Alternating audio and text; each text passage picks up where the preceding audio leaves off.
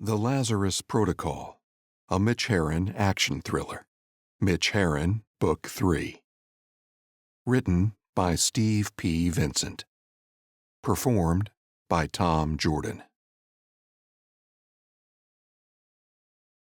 Chapter 1.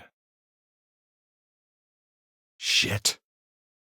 Mitch Herron cursed as more lights on the helicopter dashboard flashed red, joining the others already warning that his ride was doomed.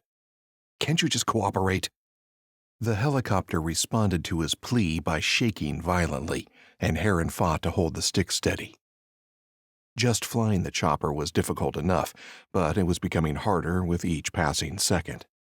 As if to illustrate the point, another red light blinked on, adding a coolant leak to his many problems. Escaping in the helicopter had seemed like such a good idea 10 minutes ago. Now he was questioning the decision. He had taken off from a rooftop in Washington, D.C., the same rooftop where he'd barely survived a fight with an assassin named Shade. After dealing with Shade, who'd killed the original occupants of the police chopper, Herron had stolen the aircraft. His current plight suggested he should have inspected it for damage first. An alarm wailed. Herron scanned the instruments and gauges for the source, his brief stint of flight training in the military being tested to the limit. Though he knew how to get a helicopter up and down again, he'd never had to deal with this much trouble before. After a second, the problem became clear. The helicopter was nearly out of fuel. One of Shade's shots must have blown a hole in the fuel tank. It was the final flip of the bird from the assassin, stacked on top of another he delivered before his death.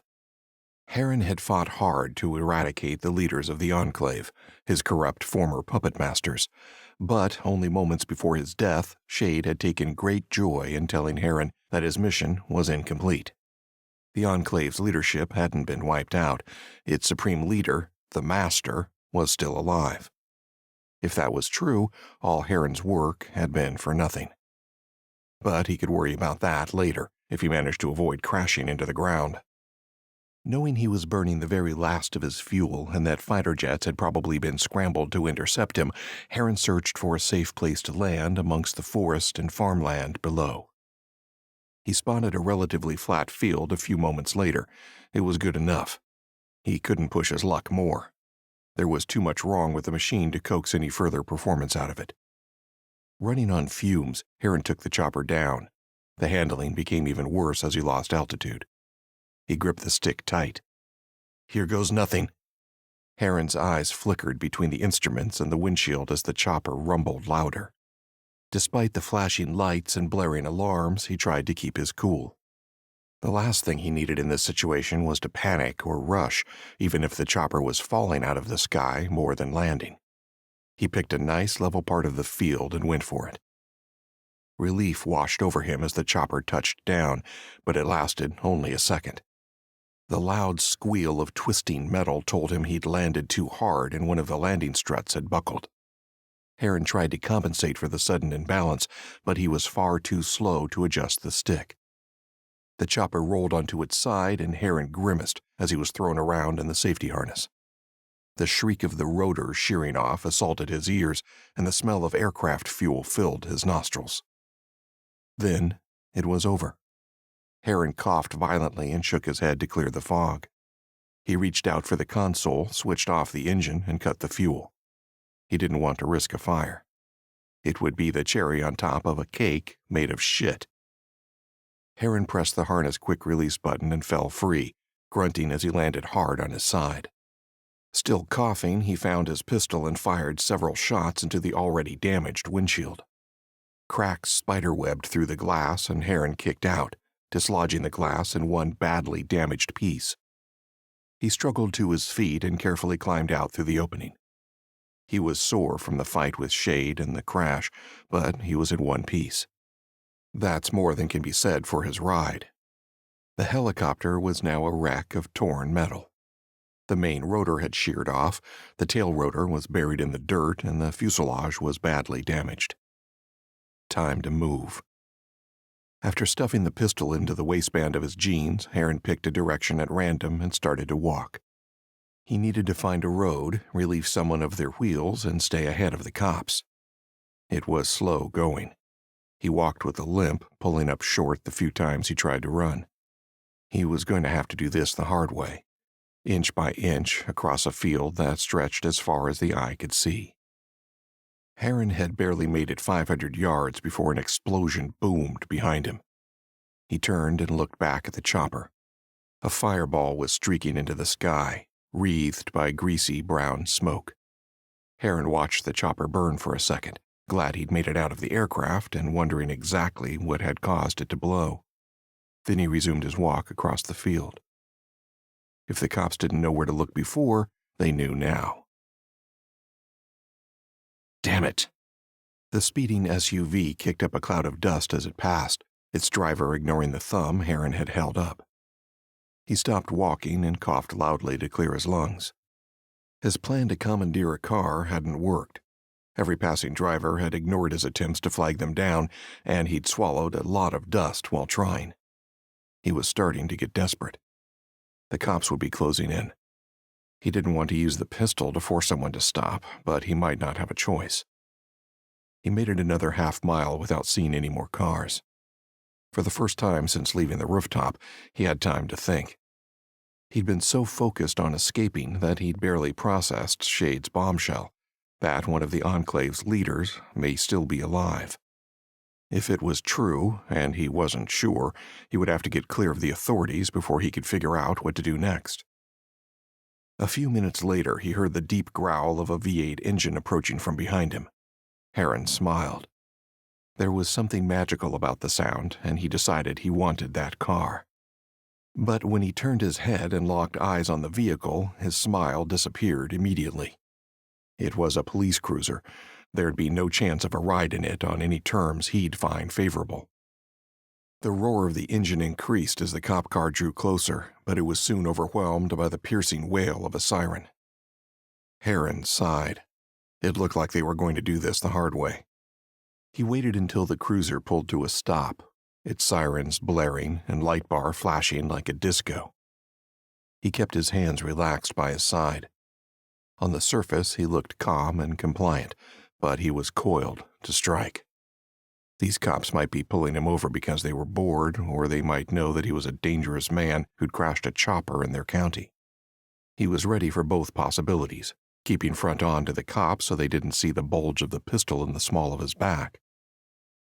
The lawman killed the siren and climbed out of the car, leaving the engine idling. Maybe they thought he'd make a run for it and they'd need to chase him down. Herron smiled. "Afternoon, officers." Neither cop responded as they closed in, their eyes hidden by dark glasses. Both were in their late 20s and had plenty of tread left on their tires. Herron had hoped for a pair of lazy veterans, guys nearing a pension who'd rattle his cage a little and then move on.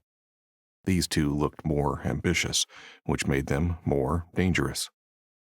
"Afternoon." One of the officers stopped a few steps closer to Herron than his partner. His nameplate read Riley. "Decided to take a stroll?" Herron shrugged. "Great day for it." "Sure, except we noticed you're all bloody and walking with a limp. A limping stranger with blood on them raises some questions around here." The other cop spoke around a mouthful of gum. The tag on his shirt said Davidson. "Big ones." Herron kept his eyes on Davidson. Of the two, he had his hand closest to his weapon. "I crashed my car a few miles back. My cell is flat, and I was going to get help." "Strange we didn't see your car." Riley's voice trailed off. "But it's your lucky day. We can take you into town." Herron needed a ride, but a cop car wasn't what he had in mind. "Thanks, guys. But the thing is," the radio on Davidson's shoulder squawked. "Dispatch to 1-9. Receiving?" Davidson held down his talk button. "Receiving." "Say, Al, you guys spot a crashed helicopter?" He shook his head and looked at Riley, who laughed. Davidson keyed the radio. "You drunk again, Mike?" "I'm serious, asshole. DC Metro Police lost one of their choppers, and they're saying it came down somewhere near you guys." Herron didn't like where this was going. He took a half step back from Riley. "Sounds like you guys have a job to do. I'll keep walking." Riley frowned as if something had just fallen into place in his mind. He drew his pistol and aimed it at Herron. "Don't move, pal." Davidson tensed. "What is it?" Look at what he's wearing." Herron looked down at his torn black combat fatigues. They were on sale. Riley glanced at his partner, who also drew his weapon. "You're under arrest." Herron didn't move. He could have drawn and downed both officers before either officer could fire, but he didn't want to kill these men. Instead, he kept his features neutral as Davidson covered him. Meanwhile, Riley moved in, holstered his weapon, and started to pat him down. Herron paid close attention to where Riley's hands roamed, knowing that as soon as he found the pistol, things were going to get messy. The cop started with his pockets, moved down his left leg and up the right, then felt around his back. Herron winced as Riley reached the pistol, just as he heard sirens in the distance. The situation changed from tense to insane in a second. The instant Davidson glanced around at the convoy of police vehicles tearing toward them, Herron moved like lightning. He spun and used all his momentum to elbow Riley hard in the temple. As Riley dropped, Herron pulled his pistol from behind his back. He had the jump on Davidson now. Herron advanced on Davidson with his weapon leveled. "Don't even think about being a hero." "You're a dead man," Davidson sneered, but he kept still. "A half-dozen cops will be here in 20 seconds. "Then there's no need for you to worry because they'll take me down." Herron pointed to the ground. "Toss the pistol." He waited until Davidson had thrown his gun in the dirt, then ran to the police cruiser. He was glad the throaty V8 engine was still idling. The convoy of police vehicles tearing down the road was only seconds away. Herron climbed in the open door, shifted the cruiser into gear, and floored it. Herron clenched the wheel tight as the cruiser sped up to 80 miles an hour within a handful of seconds, keeping him just in front of the pursuit vehicles. Two stayed on his tail while another had peeled off to assist Riley and Davidson.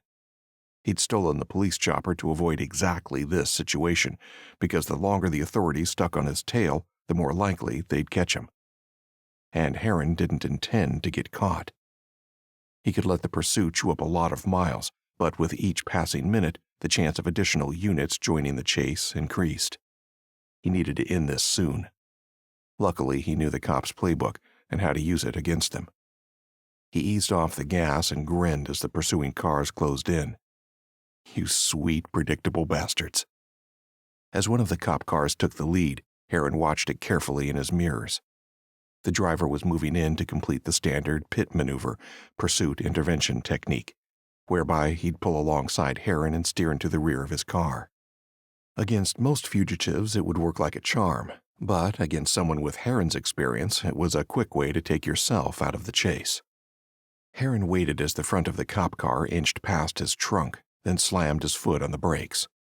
The cruiser overshot, then Herron hit the gas. The V8 responded with a roar. He now had one cop car in front and one behind. Herron changed that quickly, pulling up alongside the vehicle ahead of him and executing his own version of the pit. His car nudged the police vehicle, which veered off the road. Herron righted his own course and smiled as the final cop car closed in behind him. He could see the pursuer's face in his rearview mirror. The patrolman looked calm. It was time to change that. He eased off the gas, bleeding speed and letting the car on his tail get closer once again.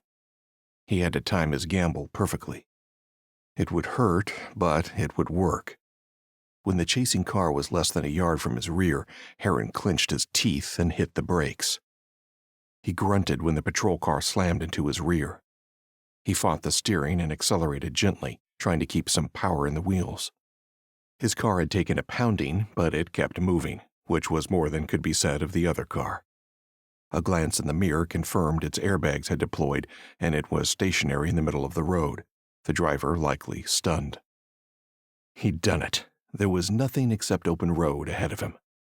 Until he crested a shallow rise in the road and saw a roadblock a mile up ahead. Herron narrowed his eyes as he tore toward the obstruction. There were two police cruisers parked across the road, their hoods pointed inward at each other. 4 cops had taken cover behind the vehicles, their pistols drawn and aimed at Herron as he approached at high speed. They were expecting him to stop, and he was hoping they'd move. It was a deadly game of chicken. As his vehicle chewed up the distance to the roadblock, Herron had seconds to assess his options. Behind him were the cops he'd shaken off his tail, and ahead were more of them blocking the road. There was no other place to go. He could charge ahead, turn around, or give himself up. If he gave himself up, he was as good as dead, and if he turned around, he'd still be in their net. That left one option. The odds were abysmal, but his only choice was to punch through the roadblock and escape the dragnet that surrounded him. Herron aimed his car at the narrow gap between the two police cruisers. If he hit the sweet spot, he might be able to get through. The airbags would deploy, but Herron hoped he could keep driving if the car wasn't too badly damaged. He made sure to keep the vehicle straight on at full speed. Absolute precision and maximum force were the keys. He was half-mile out when one of the cops held up a hand. Herron didn't stop. A quarter-mile out, the cops opened fire. Herron ducked down as shots pinged into the cruiser's body and windshield like hailstones. He knew the engine block would protect his body, so he focused only on keeping the car on its driving line. The world exploded. Herron grunted and closed his eyes as his vehicle slammed into the barricade with incredible violence. He was hit painfully in the face and in the chest. There were so many sounds around him he couldn't process them. His grip on the wheel slackened for just a second, then he forced his eyes open. The airbag had deflated, he was through the roadblock, and he could see open road ahead. He floored it. But the engine didn't respond. His car was losing speed, even with his foot on the gas. Smoke poured from under the hood, and Herron pounded the wheel as the car slowed to a stop. He kept his hands on the wheel as the cops swarmed around him. Though several pistols were trained on him and the cops were shouting at him, he waited calmly as the door was opened and he was dragged out of the car. Keeping his feet, he let the officer twist his wrists behind his back and cuff him. But as soon as he was restrained, a cop kicked him in the back of his left knee and he stumbled. After another boot in the back, Herron was eating dirt. Things had just got a whole lot more complicated. Chapter 2. 29. 30. Herron sucked in a breath as he completed his set of squats, then dropped to the floor and started to do push-ups. 1, 2, 3. He worked through the exercises with ease. He was used to more strenuous workouts, but the police station holding cell didn't offer much space or many options to mix it up. Though the light exercise didn't do much to raise his heart rate or stress his muscles, it passed the time. He was back in Washington, D.C., a whole lot sooner than he'd planned. Though he'd been arrested in Virginia, the local cops had been happy to hand him over to the D.C. Metro Police to face their more serious charges, including multiple counts of murder for his attack on the Enclave leaders. He'd been transported to a police station and tossed into this cell. A police officer walked past his cell. He caught Herron's gaze and sneered. Herron just laughed and kept working on his push-ups. Every cop in the station was on edge. They knew they had a dangerous man in their midst, but didn't know his identity. Eventually, he climbed off the floor, lay on the bed, and stared at the ceiling for a long while, counting the cracks. He contemplated for the millionth time about whether Shade had lied about the Enclave's master being alive. Then, finally, he fell asleep. His nightmares returned, as they did every time he slept, but they had been different since he'd captured and killed his handler. Herron had always thought the targets he eradicated for the Enclave had been vermin, and although they'd populated his nightmares, he'd always felt they deserved what they got. But before dying, Herron's handler had taunted him with the knowledge that he'd killed innocents, people guilty of no more than getting in the way of the Enclave. Since then, his nightmares had tortured him even more. The squeal of his cell door opening saved him from hours in the prison of his mind. He opened his eyes and saw a pair of cops, including the officer who'd been patrolling the cells earlier, who was standing in the entrance to the cell and holding a shotgun. These guys weren't messing around. Herron climbed off the bed, held out his hands, and waited as the two officers stepped inside. The one with the shotgun keeping his distance, while his partner approached cautiously. Time for a heart-to-heart. The cop cuffed Herron, then shoved him toward the door. If you give us any trouble, we can arrange that you fall down some stairs. Herron was led out of the cell and through the station to the interrogation room, where his escorts gave him some coffee and left him alone.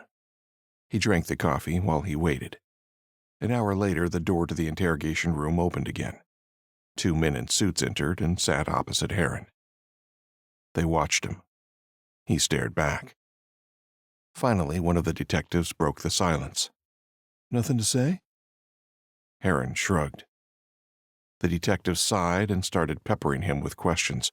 He asked for Herron's name, his background, his motive for shooting up an entire floor of a Washington, D.C. office building, the identity of his fellow shooters. It was all pretty standard stuff, but Herron felt no reason to answer. He was waiting for an edge. Until then, silence was his ally. Before long, the detective lost patience and pounded the table. Who are you? Herron smiled. It was time to push their buttons a little. You asked me that already. He speaks. The detective exhaled loudly. Given the job you did shooting up that office building, we figure you must be ex-military. If you are, we'll find out soon enough. We've got your prints, we've got your photo. There's no hiding from this. Refusing to cooperate just puts you in deeper shit. Herron crossed his arms. Right now, there'd be cops trying to identify him by scouring every government database and law enforcement system in the country. They'd also be checking with the Pentagon and the National Personnel Record Center in St. Louis, the U.S. repository for information about millions of discharged or deceased veterans. They wouldn't find anything. Though Herron had been born in Chicago and spent a decade in the Special Forces, the Enclave had erased every record of him. He was a ghost. After completing a mission, he'd always shed one persona and replace it with another, until it became so automatic it was like breathing. Regardless of the heat on him right now, his true identity was safe. Despite the detective's confidence that Herron's identity would soon be cracked, the interrogation returned to form. The detectives asking repetitive questions that Herron refused to answer. He had no intention of doing time, but he couldn't yet see a wrinkle he could exploit to get out of this situation. In the past, he would have relied on the Enclave to spring him loose, but he was on his own now that he'd gone rogue and eradicated their leadership. Or most of their leadership, if Shade was to be believed. But Herron was growing tired of the endless questions. Time to change the dynamics. He spoke the 4 magic words hated by cops everywhere. I want a lawyer. You want a lawyer? The detective sneered at him and glanced at his partner. Didn't we offer him one of those hours ago? The other cop nodded. Are you sure? If you talk to us now, we can help you. But once a lawyer walks through that door, you're on your own. The good cop had made his play. Herron sat, face impassive. He wondered if there was some sort of script these guys followed, and if the crooks ever fell for it. They had a slam-dunk case against him, but they'd been trying to coax his identity and a confession out of him. A lawyer would complicate that. But Herron had made his request, and they'd have to comply with it. The good cop sighed after a minute or so. Suit yourself. We'll get a lawyer in to talk to you, but you're making a big mistake. 4 hours later, after another workout and a meal in his cell, Herron was in a different interrogation room. It looked the same as the ones the detectives had questioned him in earlier, except this one didn't have a one-way mirror. That meant his lawyer was on the way. The cops had even removed his cuffs, so he sat back in his chair with his hands behind his back and his eyes closed. After another 5 minutes, Herron heard the door open. He opened his eyes. A woman was being escorted into the room by a uniformed police officer, who then left and closed the door behind him. Herron summed up the woman.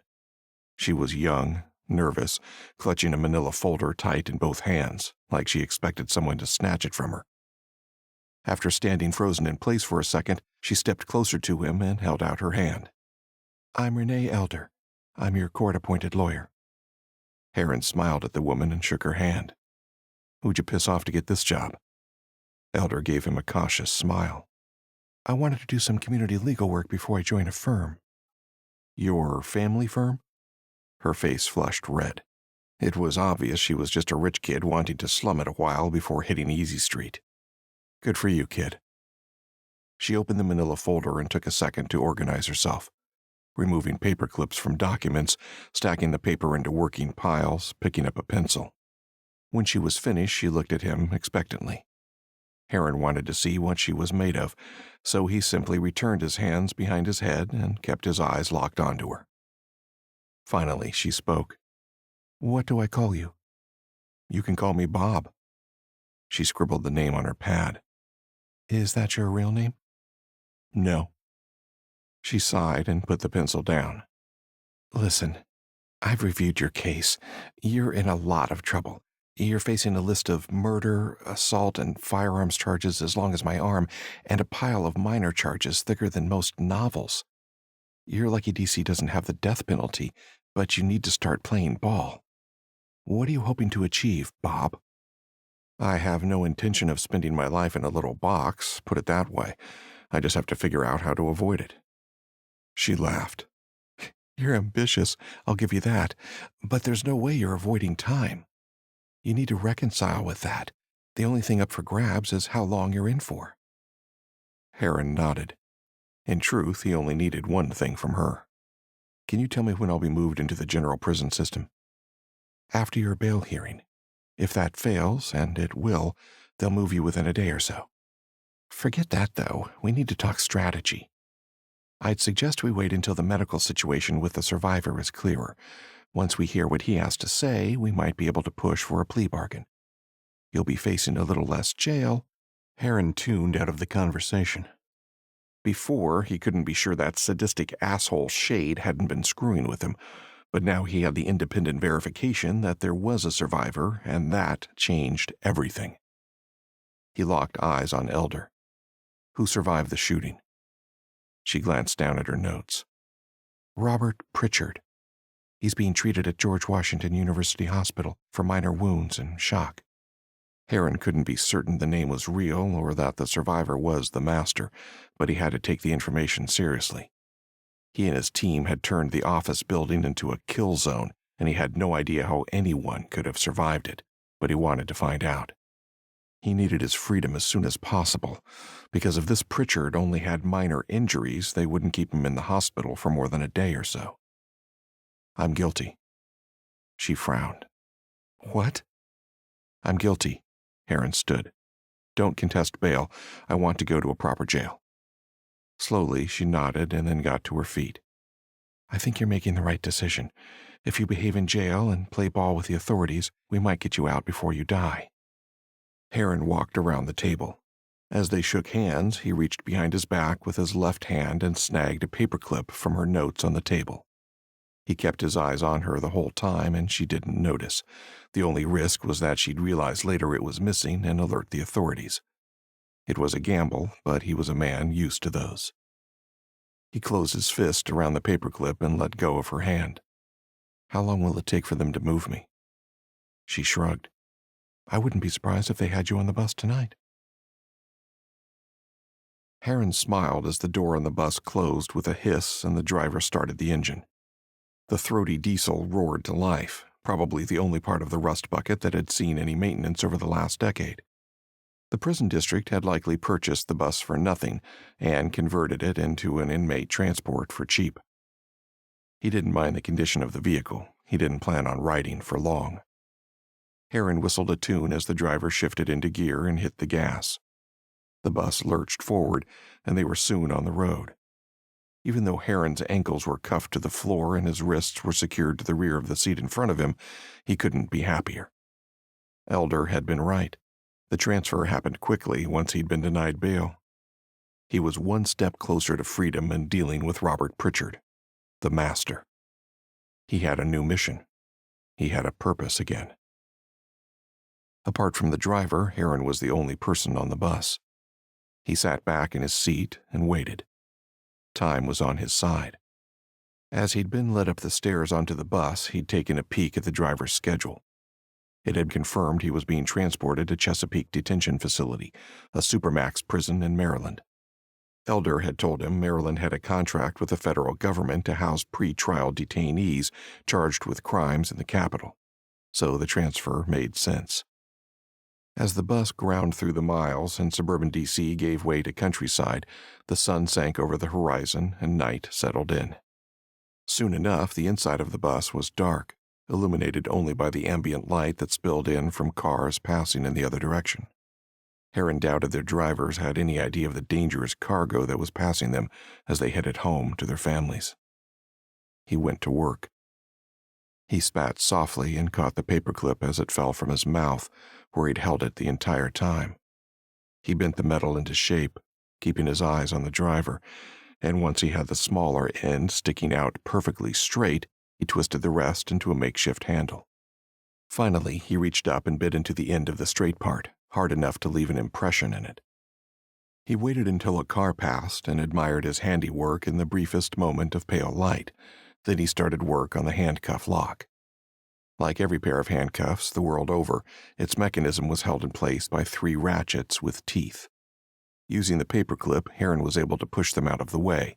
In less than a minute, his wrists and ankles were free. Once Elder had confirmed the master was alive, Herron had shifted his focus to the prison transfer.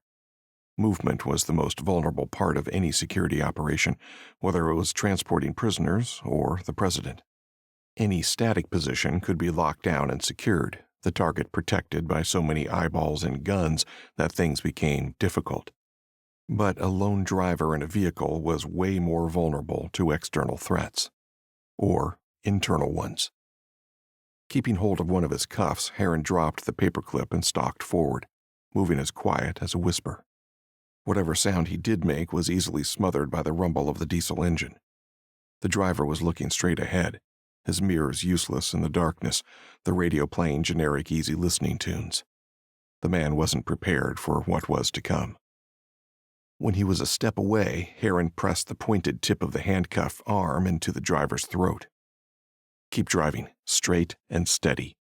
What weapons do you have?" The driver tensed, but he complied instantly. "Pistol in the holster and shotgun in the footwell." Herron pressed the handcuff into him a little harder. "Hand over the shotgun. Count aloud to 5 and then hand me the pistol. Count to 5 again and pull the bus over." Herron watched the driver carefully as he kept one hand on the wheel and used the other to reach down for the shotgun. He took possession of the weapon, pumped the slide, and aimed it at the driver. Now he had a whole lot more firepower than a pair of handcuffs. The driver counted to 5, removed his pistol from its holster, and held it out for Herron, who took it and waited while the driver counted down again and pulled over. "Good. Keep cooperating and you'll get out of this alive." Herron took a step back. "Now stand up, empty your pockets, and take off your pants and shirt." The driver put the bus into park and killed the engine. After a glance at Herron, he stood up, emptied the wallet and cell phone from his pocket. Then he removed his shirt, shoes, and pants. Once the guard was standing in nothing but his underwear, Herron gestured him to sit down again and tossed him the handcuffs. This time the man didn't need instructions. The message was clear. He cuffed his wrists to the wheel. "You're home free." Herron shifted his aim. "This is going to be loud." Herron fired the shotgun at the driver's radio. The boom of the long gun was devastating inside the enclosed space, and the result was similarly spectacular. The radio exploded in a mess of plastic. As the sound of the shot faded, Herron reached over and took the driver's keys from the ignition.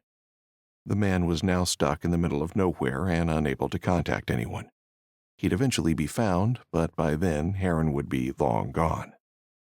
Taking a step back from the driver, Herron rested the shotgun on the same seat where he'd stashed the pistol, then changed into the driver's pants and shirt.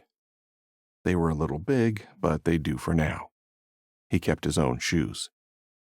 Now he looked little like the prisoner who'd climbed onto the bus, which might be the difference between success and failure. Satisfied, Herron took possession of the pistol and left the shotgun where it was. The last things he did before leaving the bus was rifle through the driver's wallet for some cash, about $80 or so, and then throw the wallet and the cell phone to the other end of the bus.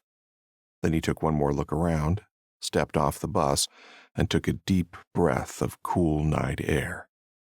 It tasted like freedom. Chapter 3. Fantastic. Herron sighed as he turned up the car's radio after the music had been interrupted by a news flash. He didn't have to be Nostradamus to guess what the bulletin would be about. He'd been waiting for it since he'd escaped from the bus an hour ago.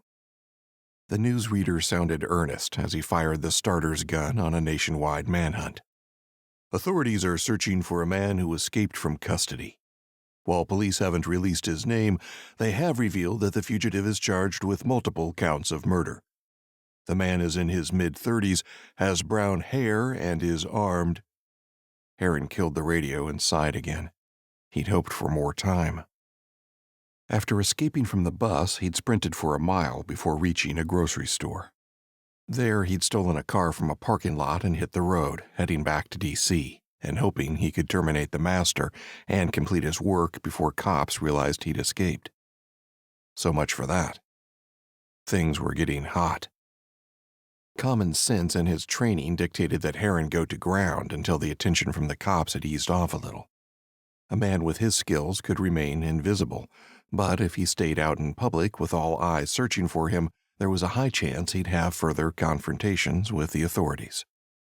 But Herron didn't plan to hide, not until the master was dead. He just had to move faster than law enforcement could catch up. He turned into the parking lot of George Washington University Hospital and did a long, slow lap. As he drove, Herron searched for cops or anything else out of the ordinary. It all seemed fine. The parking lot was sparsely occupied, and there were few people around. It was just past visiting hours, so the only cars he was competing with for space belonged to patients and the overnight staff. Satisfied he was good to proceed, Herron parked as close to the entrance as possible and got out of the car. He was still dressed in the prison bus driver's black pants and white shirt, but it was as good as a disguise as any. He crossed the parking lot and entered the hospital through the emergency entrance. The emergency room waiting area wasn't overly busy, which wasn't surprising given it was 11 p.m. on a weeknight. Herron had been counting on that. Before he was in sight of any hospital staff, he placed his left forearm across his chest and gripped it with his right hand, as if he'd injured it. Then he made his way to the reception desk. The nurse behind the desk looked up from her computer. "Do you need help?" "I think my arm might be broken. I was hoping a doctor could take a look at it." "We can manage that. I'll just need a few details about you first." Herron nodded and answered the woman's questions. He gave her an identity he shed a while ago, James Baker, a fake name that would show up on her screen as having full medical insurance. He hoped that would reduce the number of other questions he'd need to answer. Money talked. "Thanks for your patience, Mr. Baker." The nurse smiled at him, satisfied with his credentials.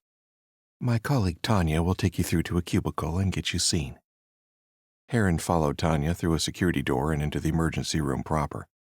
The large space was dominated by a nurse's station, which sat in the middle and was ringed by a few dozen small emergency cubicles. Herron didn't speak to the nurse as she led him to one of the alcoves, pulled back the curtain, and gestured for him to enter. When he was inside and seated, she spoke. "Another nurse will be around to check your vitals, and a doctor will be in shortly." Herron nodded. A second later, the nurse closed the curtain and left him alone. He waited for a couple of minutes and then stood and slipped out of the cubicle. In his head, a clock started, counting down the time until he'd be exposed. He walked through the hospital like he owned it. There were only a few other patients and staff moving around, and none of them paid him any attention. He exited emergency and headed for a staff locker room. He looked left and right. The coast was clear, so he pushed the door open and entered. The changing room was just as empty as the rest of the hospital. Herron forced open a locker at random and smiled when he saw the clothes inside. He'd look like a doctor in no time. He changed quickly, transferred the pistol to his new clothing, and threw his old clothes in a waste bin. He stepped outside and headed down the corridor in the direction of the wards. When he arrived, he smiled at the woman on duty at the nurse's station and rounded the desk. He looked at the whiteboard, searching for Robert Pritchard's room number. He was in room 7 and seconds away from death. Herron walked deeper into the ward. The numbers on the doors of the large suites he passed increased until he reached room 7.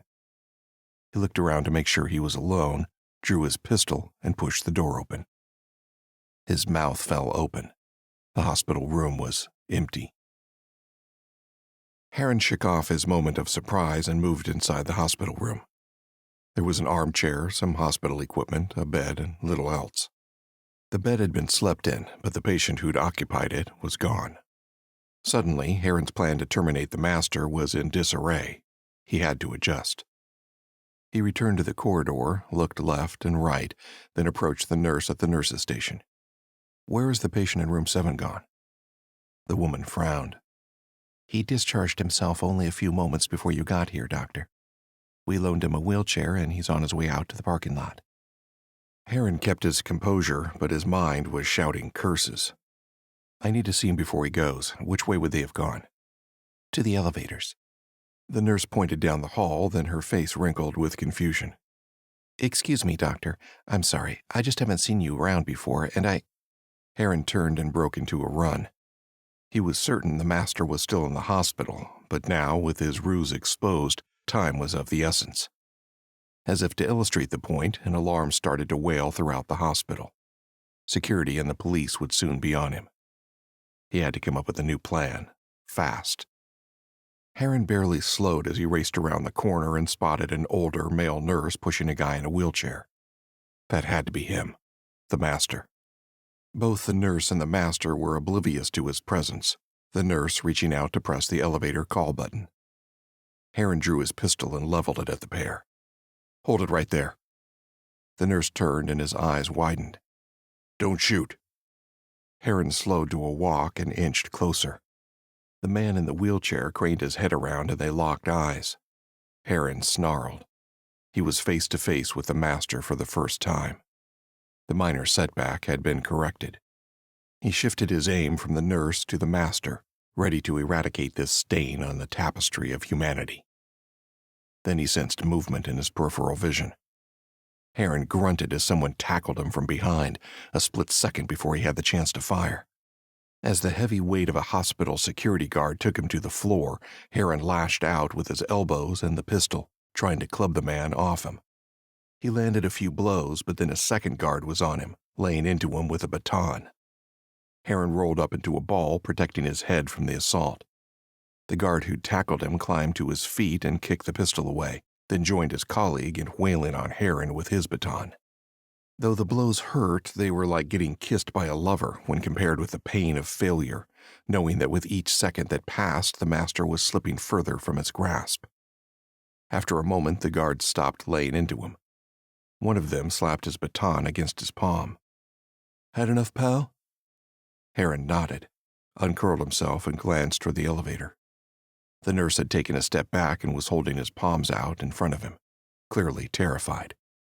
His patient had abandoned his wheelchair, and the door to the emergency stairs beside the elevator was slowly swinging closed. Yet again, the master had slipped from Herron's grasp. He needed to get after him, but before he could do that, he had to deal with the security guards. Herron looked at one of the guards. "Can I sit against the wall until the cops arrive?" The guard nodded. "Fine, but make one wrong move and we start hitting you again." Herron pushed himself across the floor to the wall. Both guards kept watching him, even as one of them stepped forward with the baton at the ready and the other reached down to secure the pistol. When Herron reached the wall, he used it to push himself to his feet. The guard stepped forward to stop him, one shouting at him to sit back down, but it was too late. Their mistake would doom them. Herron stepped closer to them and they backed away. Their batons were held at the ready, and they probably had the upper hand, but their retreat told Herron they didn't think so. Here he was again, having to hurt innocent people who got caught in the crossfire. Exactly the reason he rebelled against the Enclave in the first place. Once the master was dealt with, he was going to stop. Herron charged at the first guard, who swung the baton at him in a wide arc. Herron caught his wrist, twisted it down and away, breaking it in a flash. The guard shrieked in pain, dropping the baton so he could grip his fractured arm. Herron followed the strike with a sharp kick to the guard's knee. It buckled and he fell, He was out of the fight, and there was no need to inflict any more punishment on him. "Don't hurt me." The second guard tossed the pistol onto the ground and backed away. "Please don't hurt me." "Be smart." Herron kept his eyes on the guard as he leaned down to pick up the pistol. The man didn't move or try to impede him, so Herron didn't waste any more time. Breaking into a run, he charged past the male nurse who'd been pushing the wheelchair and headed for the stairs. The alarm still blared, and there was an electricity in the air. The hospital awake and active when minutes ago it had been sleeping and still. Patients were peeking out of their rooms, and there were more staff members around than normal. It wasn't a welcome development, but Herron ignored them all as he charged through the door to the stairwell. He took the stairs down 2 at a time. Pritchard was injured and only had a small lead on Herron, which meant there was a chance to catch him if he worked hard enough. There was no time for caution. Things were getting hot at the hospital, but now was still the best time to get the master. Herron had done everything right except finish his target, and now he was at risk of failing altogether. He could hear the clomp, clomp, clomp sound of someone else rushing down the stairs below him. When he was 3 levels from the bottom, there came the sound of a door slamming. Pritchard must have exited on the ground level. When he reached the bottom, Herron stashed his pistol in the waistband of his pants, put his hands on the door handle, and opened it. After a deep breath, he stepped out of the stairwell and prepared to hunt his prey. Herron exited the stairwell and walked through the hospital towards the emergency reception area. There were plenty of security staff around, which was amazing given how deserted the hospital had been a little earlier, but Herron was dressed as a doctor and the security men didn't give him a second glance. Still, he expected more heat on him at any moment, so he kept moving. He looked around briefly, but he couldn't immediately see Pritchard. The master had 2 options: try to double back and lose Herron inside the hospital, or head for the emergency room exit and try to outrun him. Herron made his own choice and headed in the direction of emergency. Soon he spotted a man in a hospital gown walking down the hallway in the same direction. It seemed Pritchard had made his choice. Herron followed his prey out of the hospital and into the parking lot. 2 police cruisers were just pulling in, and Herron slowed down as they passed. News of the disturbance had clearly reached beyond the hospital. There'd be more cops on the way. Herron returned his attention to where Pritchard was walking away. The master had gone. Herron cursed, drew his pistol, and was about to search the aisles between the parked cars when shots started to pound into the sedan beside him. There was no sound of gunfire, only that of the bullet's impact, which meant a silenced weapon. That ruled out the cops and made the master the likely shooter. Several more rounds slammed into the car, but Herron was already moving. He crawled in between the vehicles, keeping his own pistol at the ready as he tried to locate Pritchard. Herron flattened onto his stomach and looked under the rows of cars, smiling when he saw a pair of feet and the flowing bottom of a hospital gown. He rolled onto his side, aimed, and fired at the master's feet. The shots would alert the cops and security guards, but Herron didn't care. All that mattered was finishing the job. His smile widened when Pritchard cried out and dropped to the ground. Jumping to his feet, Herron ran to where the master lay. He kept his pistol aimed at Pritchard as he rounded the car and kicked the fallen foe's weapon away. It skidded under a car and out of reach. Herron had taken the last vestige of the Enclave to the ground, and now, in a world of pain as he writhed on the concrete, the master was completely defenseless. Bad luck. Herron kept the pistol aimed at Pritchard's head. The Enclave dies with you. You know nothing, Pritchard scoffed. What is dead can rise again. You should scurry under a rock where you might just survive. Herron squeezed the trigger, putting a round between Pritchard's eyes. 155. He exhaled, savoring the last and most important kill of his career. It was over. He knew he needed to go, but he waited anyway. He stared down at Pritchard's lifeless body, enjoying the sight of blood that was pooling on the concrete near his head. A split second later, he frowned. Something was wrong. Apart from the wounds Herron had given him, most obviously the bullet wound to the head, Pritchard was uninjured. The situation didn't match the story of a man in the hospital being treated for injuries. So what happened to those injuries? Why had he been in the hospital at all? Only one explanation made sense. The man oozing blood on the ground wasn't the master. Herron closed his eyes and thought back to when he'd caught up with the man he thought was the master and the nurse pushing the wheelchair. Small signs, the nurse wincing when he'd put his hands up, being less afraid than he should have been, told the whole story. He'd fallen for the simplest of ruses. Pritchard had outwitted him. After checking himself out, Pritchard had swapped clothing with another Enclave operative and started pushing that man through the hospital. When Herron had intercepted them and chased after the patient, Pritchard had simply stood back with his hands up. He'd killed an Enclave operative, not the master. Pritchard had escaped Herron's grasp and probably walked right out of the hospital. Fuck! Herron opened his eyes. The taste of victory was replaced by failure. He thought about going back into the hospital, but the master would be long gone. Herron had lost contact with him over 5 minutes ago. He needed to get away from the hospital and plot his next move. If there was a next move. He turned and started to walk away from the hospital and the dead body. Freeze! He'd only made it a few steps when he heard the shout and turned to see 2 police officers rushing in his direction. When they saw Herron's pistol and the dead body, they drew their own guns. Herron turned and ran, knowing that from this range the cops had an even chance of hitting or missing. The cops fired, but no bullets penetrated his body as he increased the distance from the cops. Herron ran to the end of the lot, looking for an opportunity to escape. The cops had given up shooting and started to chase him, while even more police sirens were sounding in the distance. The heat on him was increasing with every passing second. He'd never been this exposed before. A man used to living in the shadows flushed out into the light. It was getting to the point where he could barely show his face in public. When a driver in a nearby sedan pulled out of his parking space and drove in his direction, Herron was momentarily blinded by the car's headlights. Herron stopped running, shielding his eyes from the light with one hand while aiming his pistol at the car with the other. The driver was smart.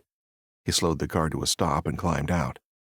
Herron gestured for him to beat it and tracked him with the pistol as he ran away, then headed for the sedan.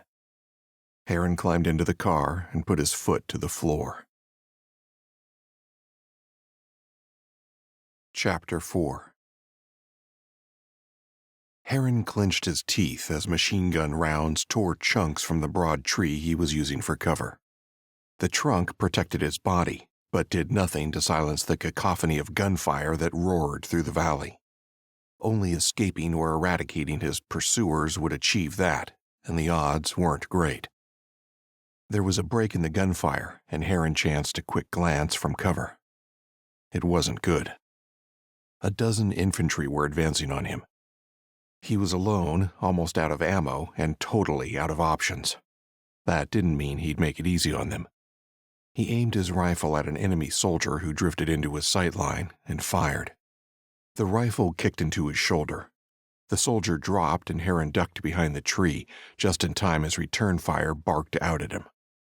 When the hail of bullets slackened, he ran further up the hill and sheltered behind another tree an instant before more shots tore into it.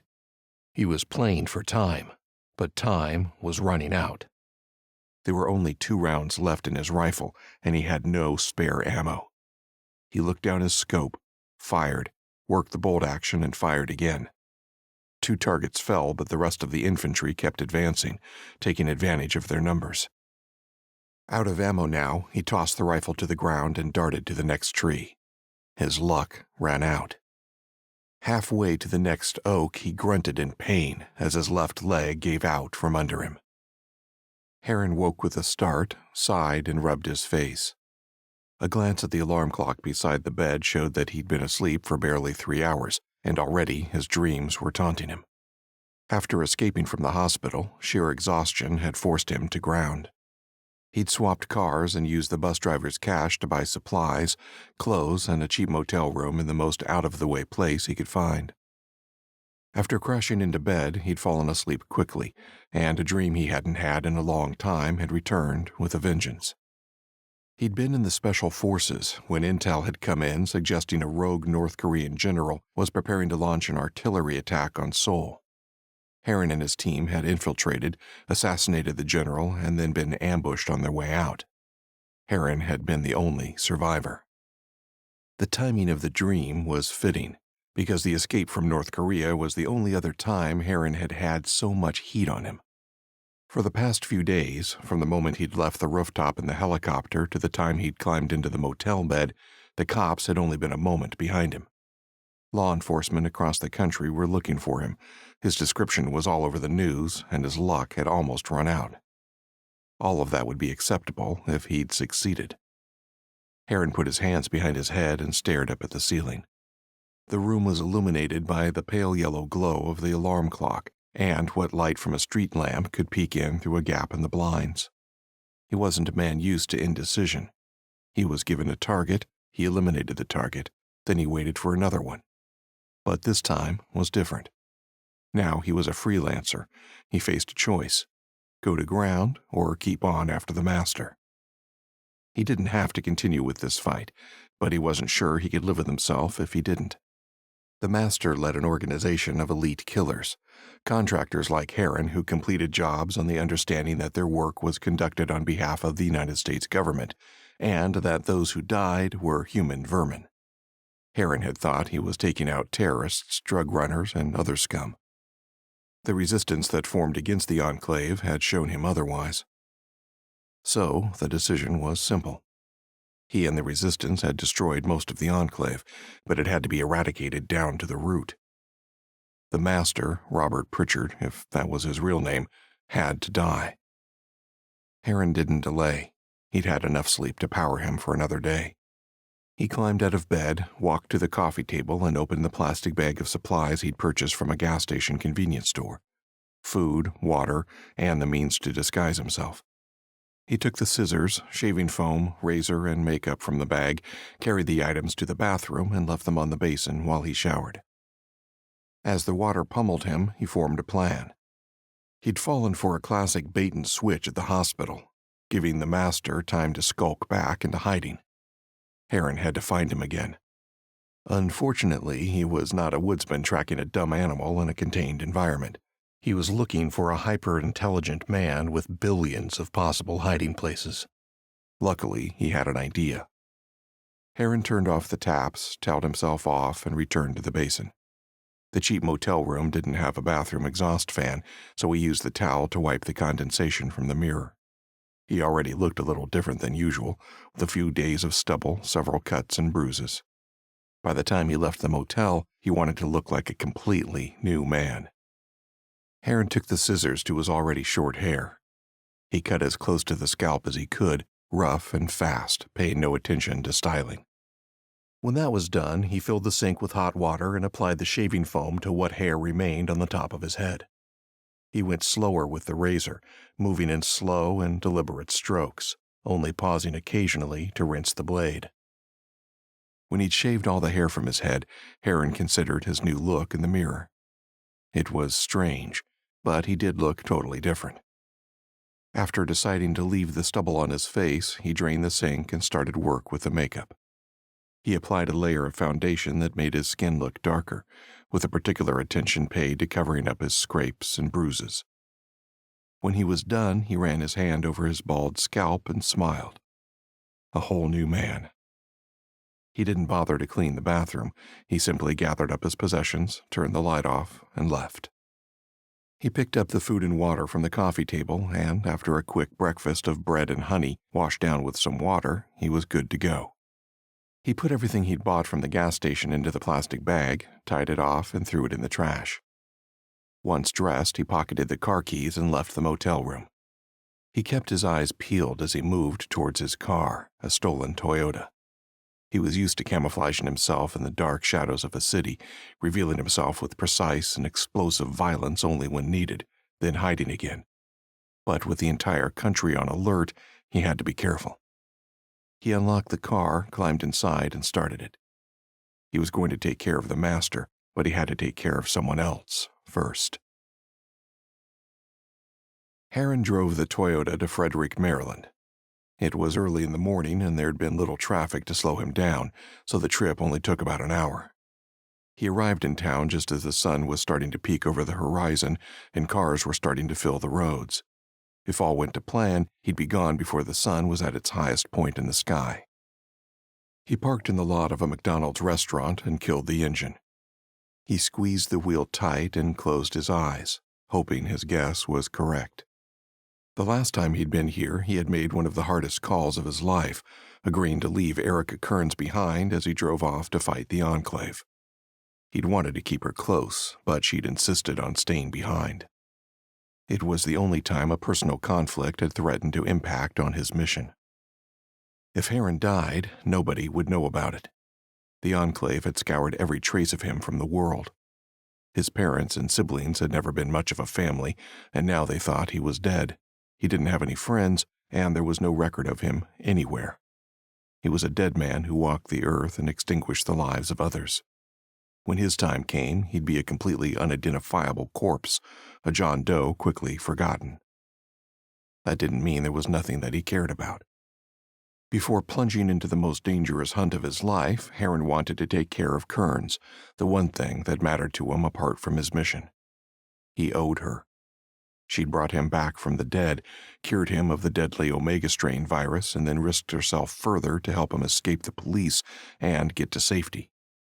He'd promised to return to her once the Enclave was dealt with, but if killing the master cost his own life, he wanted to make sure she was looked after. He opened his eyes, climbed out of the car, and crossed the parking lot. The McDonald's had only a couple of diners in for breakfast, people making the healthy choice to start their day. Herron entered and ordered, and when his food was ready, he walked to the booth furthest from the door and sat with his back to the wall. It was the best seat in the house, which let him see everyone who was coming and going. As Herron ate, he kept his eyes on the door and the parking lot. Customers came and went, but not the one he was waiting for. He hoped she was still checking the restaurant, the place where he'd left her, every day. If she didn't show up, he'd have to search the other likely places, the grocery store, the post office, the restaurants, and the cafes. But if she was smart, she'd return here to the McDonald's. Herron finished his meal and let an hour pass with no sign of her. It had been a long shot, but it was the best one he had. He decided to wait another 5 minutes, aware of how risky it was to stick around. A cop could enter, a citizen could recognize him despite the disguise, or a staff member could wonder why the bald stranger was sitting around for so long after eating. The time passed and Herron returned to his car, trying to decide where to look for Kearns next. He doubted she was working and he didn't know where she was living, so the only way to find her would be to catch a break as she went about her day. The grocery store seemed the best bet. He started the car, shifted it into gear, and reversed out of the parking space. Then he saw Kearns in his mirrors, right behind him. He slammed on the brakes, a lump in his throat. She looked well. They'd been through a lot together, yet so much more than that had changed since he'd last seen her. Though it had been less than a month, it felt like a lifetime. He watched her as she passed his car and headed into the McDonald's. She hadn't seen him and looked completely at ease as she ordered and waited for her food. Herron was about to park the car again when another vehicle turned into the lot, a Frederick Police Department cruiser. The cops inside were driving at a normal speed and showing no signs of recognizing him, but their presence raised the stakes immediately. He'd wanted to go inside, meet with Kearns, and explain the situation, but if he parked again and climbed out, the cops might recognize him. Fuck it. Herron cursed as he finished backing out and pulled slowly away. He drove down the street for a few hundred yards, giving the cops enough time to get out of their car and inside the restaurant. Kearns wouldn't be going anywhere for a few minutes, so he had the time to play it safe. After a minute, he turned around and headed back, making for the drive-thru. The young woman staffing the window smiled at him. "Good morning, sir. What can I get for you today?" "A large Coke." Herron smiled back at her and then glanced at his rearview mirror. There was no one behind him in the line. "Can you also hand me a pen and some napkins?" "Sure." She passed them out to him. "I'll just pour the Coke for you. Wait here, please." Herron rested the napkin on the dashboard and carefully wrote out a detailed set of instructions on the napkins, making sure every letter was perfect. He couldn't afford a mistake or for his writing to be illegible. The staff member finished pouring the Coke and returned to the serving window before he'd finished, but waited patiently until he was done.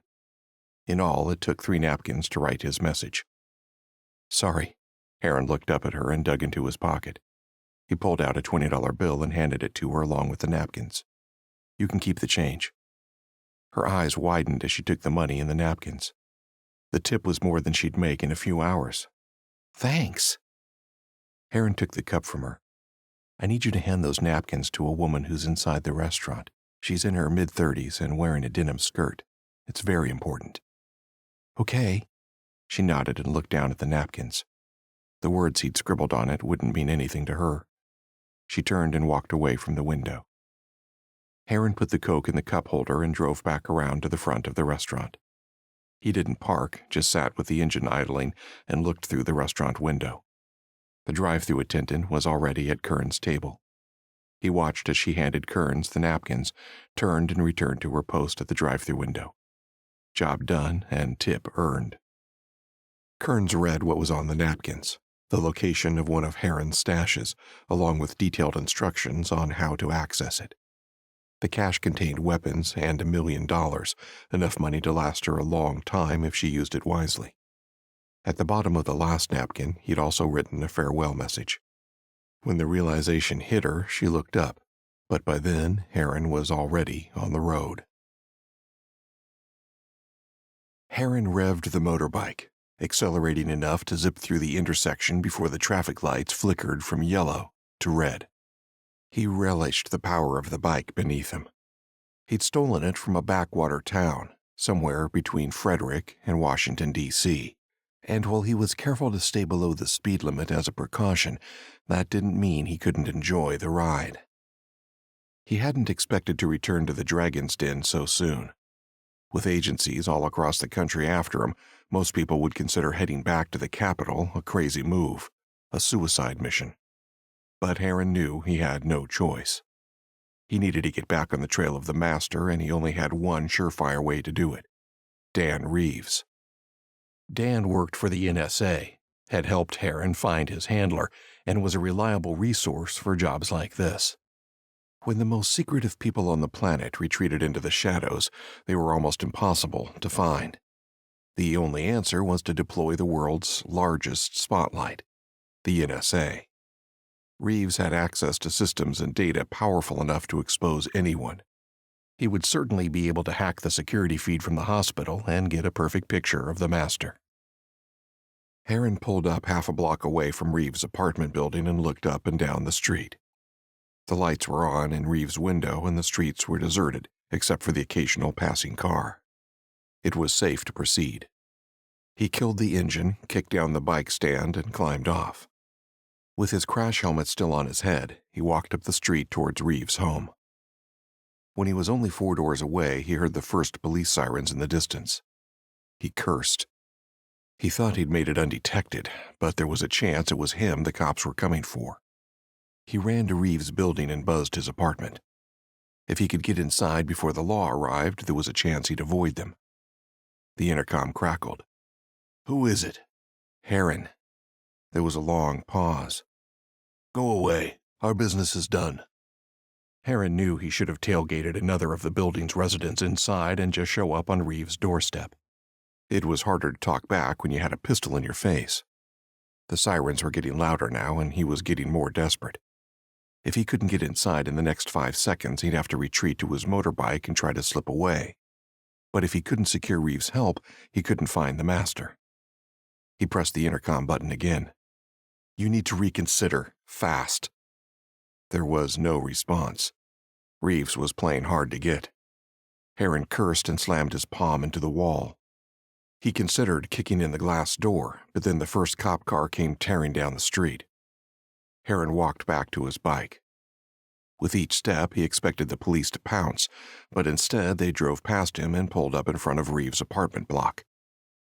Any chance of using the NSA analyst to get back on the master's trail was now gone, but while he climbed back on the bike and started the engine, Herron didn't immediately ride away.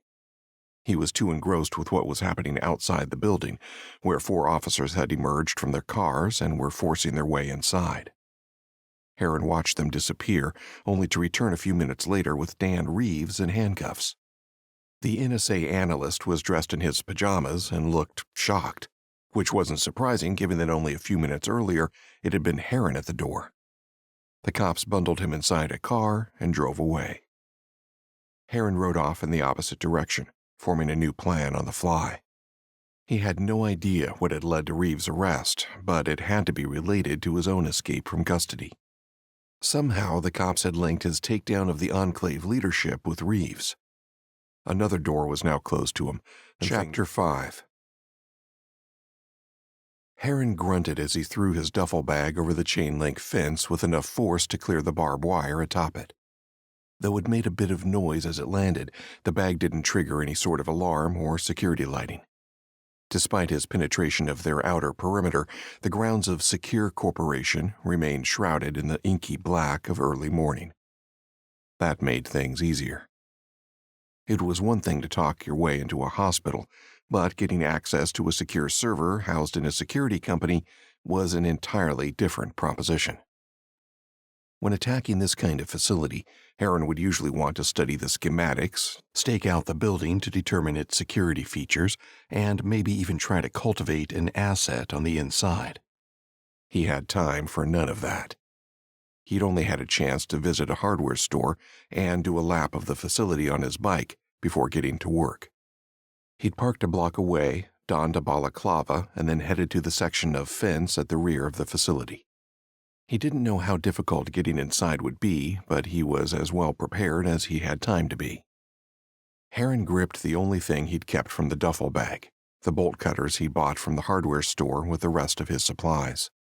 Satisfied there was little security aside from the fence, no motion lights, sensors, dogs, or alarms, he used the cutters to make a hole in the mesh.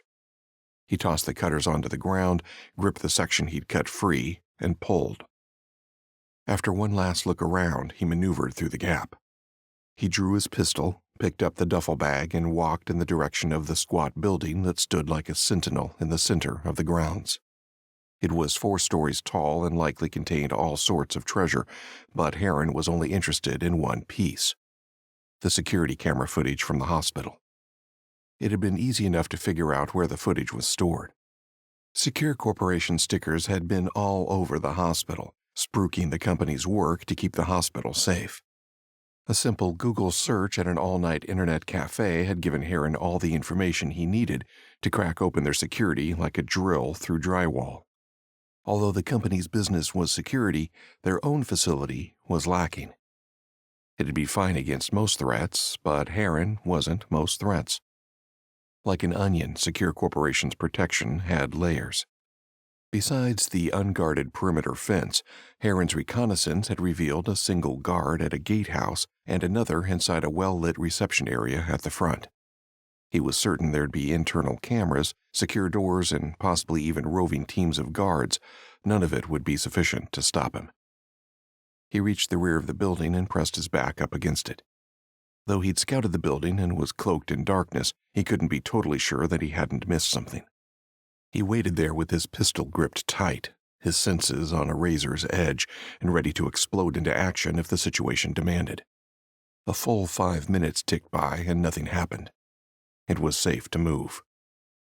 Herron made his way to the back of the building, where a heavy steel door with a pair of locks restricted his access. Normally, he would have selected his tools based on a thorough reconnaissance of the target, but he hadn't had that option this time. Instead, he'd procured a wide range of cheap tools, from a set of bump keys to some traditional lock picks that would let him deal with most locks. Thankfully, the door only had a pair of simple tumbler locks. Herron opened the duffel bag and dug through its contents. He found the bump keys, and within a minute he dealt with both mechanisms. He pushed down on its handle, and the door opened freely on its hinges. Herron stashed the keys back in his bag and entered the offices of Secure Corporation. He closed the door behind him and dug a small flashlight from the bag. He turned it on and looked around. There appeared to be no internal security features at all. If he was a client of Secure Corporation, he'd be alarmed at how easily someone with the right motivation and tools could work his way inside. Hell, he hadn't even needed most of the gear he'd purchased. Herron used the flashlight to guide him through the maze of darkened cubicles that seemed to dominate this level of the building. Some of the desks were neat, some were cluttered, but Herron only cared about one thing: He examined each for a split second until he found a terminal with a sticky note attached to the screen. On the note, whoever worked at the computer had written their username and password. Herron smiled. It never failed. He took a seat and turned on the computer. When it booted, he entered the login and password, and the computer accepted his credentials. He went exploring and soon found his way to the security camera archives. Within a few minutes, Herron had located the hospital, the correct ward, the right camera, and roughly the time of day when he'd interrupted the master's wheeling the other Enclave operative to the elevator. At exactly 9:43 p.m., the master had looked right up at the camera. "Got you." Herron smiled. "You're mine now, asshole." Herron let go of the mouse and opened up the desk drawer. He found a USB flash drive, inserted it into the computer, then dragged the camera footage onto the drive. The file was large, so it would take several minutes to transfer. Herron stood, keeping alert. Being interrupted now by a roving security patrol wouldn't be ideal. For the first time since he'd left the rooftop in the helicopter, something went right for Herron. Nobody interrupted him as the transfer took place, and when it was completed, he pulled the stick from the computer and put it in his pocket. Then he simply walked out of the office, across the grounds, and out through the hole in the fence. Herron rode his motorbike down the sleepy suburban street, counting down the numbers until he came to the modest, single-level house he was looking for. He stopped across the street and waited. Even though it was 5 a.m., after the experience at Reeves' apartment, he wanted to take a minute to make sure no cops appeared to spoil the party. After one last look up and down the street, Herron killed the engine, kicked the stand, and climbed off the bike. He crossed the street and walked up the driveway to Robert Graham's front door. Graham was one of the few people who could take the footage Herron had stolen and use it to unlock the master's whereabouts. When he'd reached the front door, Herron used the bump key he'd purchased from the hardware store to open it. The lock gave way in only a few seconds. After drawing his pistol, Herron eased the door open. A lamp was on in the living room, so he started there. He walked a few steps down the hallway, turned into the living room, and was confronted by an overweight, middle-aged man asleep in an armchair. Still wearing the motorbike helmet and with his pistol aimed at the sleeping man, Herron crossed the room to the armchair. He kicked the sleeping man's leg. The sleeping giant snorted as he woke, his eyes locking onto Herron in a second. The man Herron assumed was Graham stared down the barrel of the pistol. "You've made a terrible decision." Graham's voice was calm, despite the situation. "Who are you?" "You're Robert Graham?" Herron waited until the other man nodded. "Great. We need to talk." With Reeves off the board, Herron had lost the best way to track down the master. The security footage he had stolen was useless without access to the FBI's next-generation identification interstate photo system. It had over 400 million photos on file and was patched into camera feeds all across the country. It could also be accessed by federal, state, and local law enforcement all over the country. Reeves could have access to the system in a split second, but now Herron had to work harder. He targeted the weakest link in the chain, Graham. The chief could access the system without suspicion, if given incentive to do so. Luckily, Herron was good at motivating people, and he now had the police chief of a small county just outside of Washington, D.C. at his mercy. "I'll keep this simple." Herron spoke each word slowly, because he didn't want his captive to make a mistake. "I'm going to take my helmet off. Then I'm going to explain what you need to do. Then I'm going to put the pistol in my pocket. Then we're going to get your wife and 2 children. Then we're going to bring them into this room." Graham's eyes were locked onto Herron now. I'm not finished." Herron cut him off. "Nobody needs to see the gun unless you give me reason to. I don't want to frighten your kids, but I need you and your wife to do as I ask." Graham nodded. Like most people, his professional facade had crumbled when his family was threatened. "And what is that exactly?" Herron smiled. He had no intention of hurting the police chief's family, but Graham didn't know that. The illusion was all that mattered, and there was one dead-set way to create it. He removed his helmet, and Graham's eyes looked between Herron's face and the pistol. Herron was glad Graham didn't seem to recognize who he was, because it meant he still had a chance to evade the authorities. Herron clicked his fingers so Graham paid attention. "I've killed a bunch of people. I want you to find a man for me. If you do so, I won't need to kill your family." Graham nodded. "Tell me what you want." Herron tossed the USB at Graham, who caught it. "I want you to find a man for me. The footage on that stick will help you do so." "Is he in town?" "I doubt it." Herron shrugged. "You need to use the interstate photo system. Find him and I'll leave your family in peace. You've got 2 hours before people start to die." "Okay." Graham seemed to believe him. He showed no signs of resistance and nodded vigorously. "Just take it easy." Herron stood, gestured for Graham to do likewise, and followed him to the master bedroom. Herron put the pistol in his pocket, but kept his hand wrapped around the grip. When he nodded at Graham, the police chief entered the room and stood next to the bed. Herron flicked on the light, and Graham's wife sat up in alarm. She glanced at her husband in confusion, then locked eyes with the intruder. Graham covered his wife's mouth before she could scream. "Kara, it's okay, but you need to remain calm."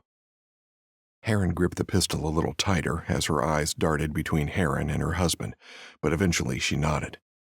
Graham sat down on the bed next to his wife and slowly removed his hand from her mouth. Herron was prepared for her to scream, but to her credit, she kept quiet. She clearly recognized the danger and trusted her husband to navigate them back to safety. "What's going on?" Kara Graham whispered. "Who is this man?" Herron cut Graham's answer off. "I'm going to stay here with you and your children while your husband completes a task for me. If you stay calm and he cooperates, everybody stays safe." Herron waited until she'd nodded her understanding and then gestured both of them out of the room. He followed them to the end of the house where the children slept. A quick web search had revealed that Graham had 2 children, a boy and a girl, which were a key reason why he'd picked this cop to squeeze. Each child had their own bedroom, one next to the other. Herron waited outside while their parents split, each going to grab a child. Neither Graham nor his wife did anything stupid, which wasn't surprising given the stakes. They emerged from the bedrooms within a few seconds of each other, both hugging tired and confused children. Herron kept back as they all made for the living room and sat down on the sofa. The children were bleary-eyed, and when their mother sat in between them, they soon fell back to sleep on her. Herron walked to the kitchen that adjoined the living room and gestured for Graham to follow. He stood in the doorway between the rooms and waited while Graham moved past him and into the kitchen. From here, he could speak to the cop privately and also keep his eye on the man's family. He was still ready for Graham to try something, to rush him or try for a weapon, but for now, he was staying compliant. "Knock on the door when you get back. If I see cops or you don't cooperate fully, people die." Herron looked down at his watch and then back up to Graham. 2 hours. "Go to jail! Go to jail!" Given the events of the last few days, Herron laughed at the irony as the 2 children shouted at him in unison. Since Graham had left to complete his task, the kids had gradually woken up. They'd sat awkwardly with Herron and their mother for a little bit before he had suggested they play a board game. He'd permitted the youngest child, the girl, to leave the living room, and she returned with Monopoly. He was letting the kids win, and they'd become very animated when he'd landed on the tile that sent him to the clink. The kids hollered and laughed as he moved his piece, the cannon, to the other side of the board and into the jail. Herron smiled at them and glanced at Kara Graham. She was sitting with her arms crossed, playing the game only to keep the peace. The kids were oblivious to her dark mood, but Herron was wary of it. "Your turn." Herron stared at her, making it clear that she could continue with the game in the illusion of normalcy. "The kids are having a good time."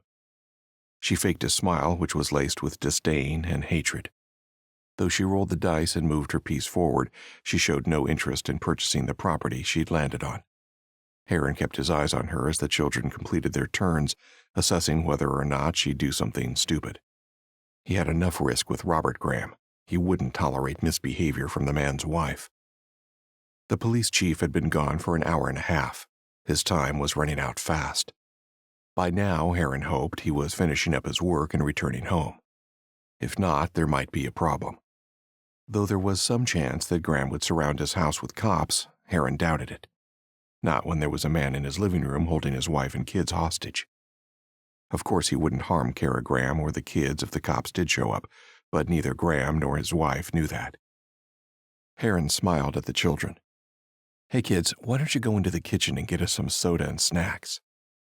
The kids looked at their mother. When she nodded, they shot off into the kitchen to collect their treasure. Herron watched them leave, unworried about them being in there on their own. They had been calm while playing the board game, and he didn't think they knew he was a threat. Besides, he could accept that minor amount of risk because doing so let him deal with a more significant potential problem. He stared at Kara Graham. "I can see what you're doing. You're emotionally withdrawing, calculating the odds of taking me down or distracting me long enough for your kids to escape. You need to stop it. If your husband returns with what I need, everyone lives. If you interfere in the meantime, we have a big problem, and neither of us will get what we want."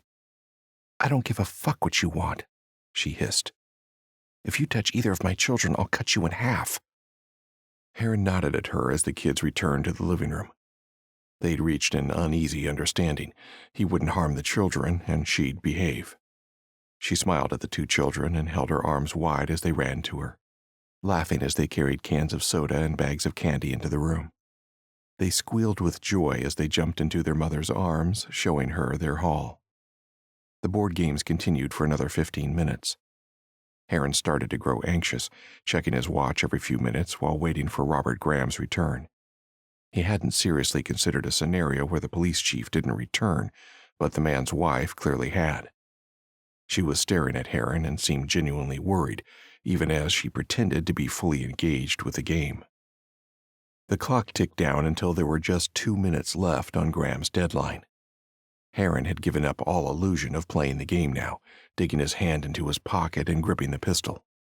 2 minutes ticked down to 1, then down to 30 seconds. Herron sighed.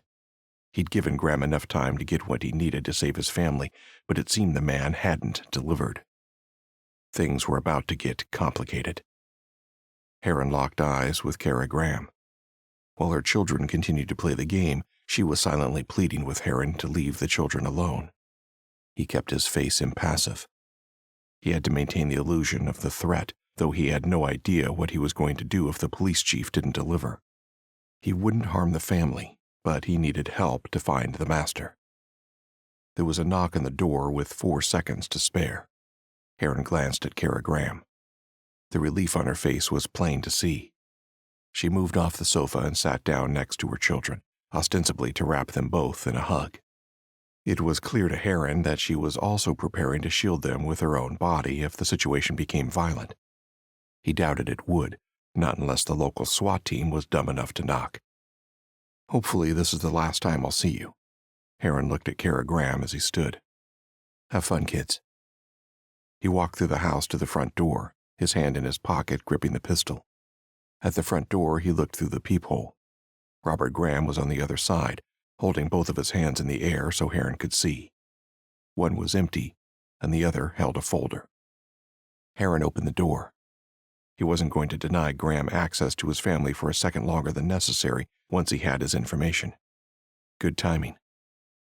"I got what you wanted." Graham held out the folder. It was stuffed with paper. "Several hits, including one from yesterday." Herron nodded, took the folder and opened it.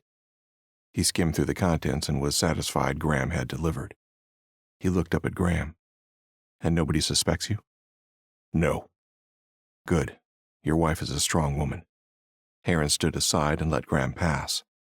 He was a man of his word. Herron waited until Graham was out of sight, then left the house. He looked up and down the street, but only a few cars were on the road. It was almost as sleepy as when he'd arrived. It was still relatively early, and most people would only now be getting ready for work. Herron had to get ready for work, too. He had a lot of catching up to do and a long ride ahead of him. It was a long way to Mexico.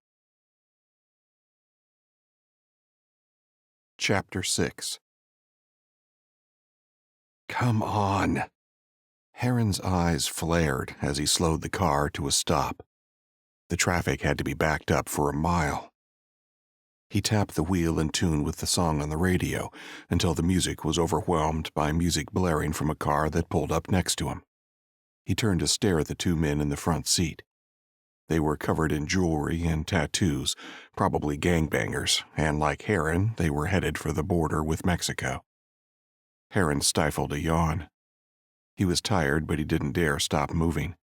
Not when he was this close. After leaving Graham's house, he'd headed south. He had stayed on the motorbike until he hit Texas, where he accessed one of his stashes, collecting cash and a new fake identity. After sleeping at the hotel, he'd then stolen a car before continuing south to the Mexican border. After 14 hours, stopping only for gas and food a few times along the way, he was at one of the several U.S.-Mexico border checkpoints. The traffic was moving nowhere fast, so Herron reached over to the passenger seat and grabbed the folder Graham had given him. He'd already perused the papers in detail at the gas station diner. They contained countless photos of the master, several identities the Enclave leader had used, and financial records for many of those identities. Most of that was noise. What really mattered was a still photograph taken from a security camera recorded at Dulles International Airport that showed the master boarding a flight to Europe 2 days ago. The master had fled the United States and Herron was following. It was getting too hot to stay here anyway, with law enforcement all over the country scouring their jurisdictions to find him. While finding the master in Europe would be like finding a needle in a haystack in a field full of haystacks, at least Herron would be able to get away from some of the attention that was currently on him. He was a few pages into the dossier when the traffic started to move again. He closed the folder and put it back on the passenger seat, then inched the car forward a few yards before the traffic stopped again. Ahead of him was a sea of red taillights, each belonging to a car carrying a frustrated motorist or family south. He'd been moving at this pace for over an hour. By now he could read the LED message board above the checkpoint up ahead. It explained why the traffic was so bad. The authorities were completing enhanced vehicle searches. Herron cursed. He hadn't expected to cross the border easily, but he'd hoped his disguise and fake passport would be enough. With the border guards on high alert, he couldn't count on it. As his car crawled forward, Herron adjusted to the situation. He formed a plan and kept his eyes peeled. He was looking for something very specific, a perfect set of circumstances that would let him depart the United States unmolested, despite the enhanced security checks up ahead. He was on the clock. He needed to find what he was looking for before he reached the checkpoint. Herron looked to his left at the sedan the gangbangers were driving.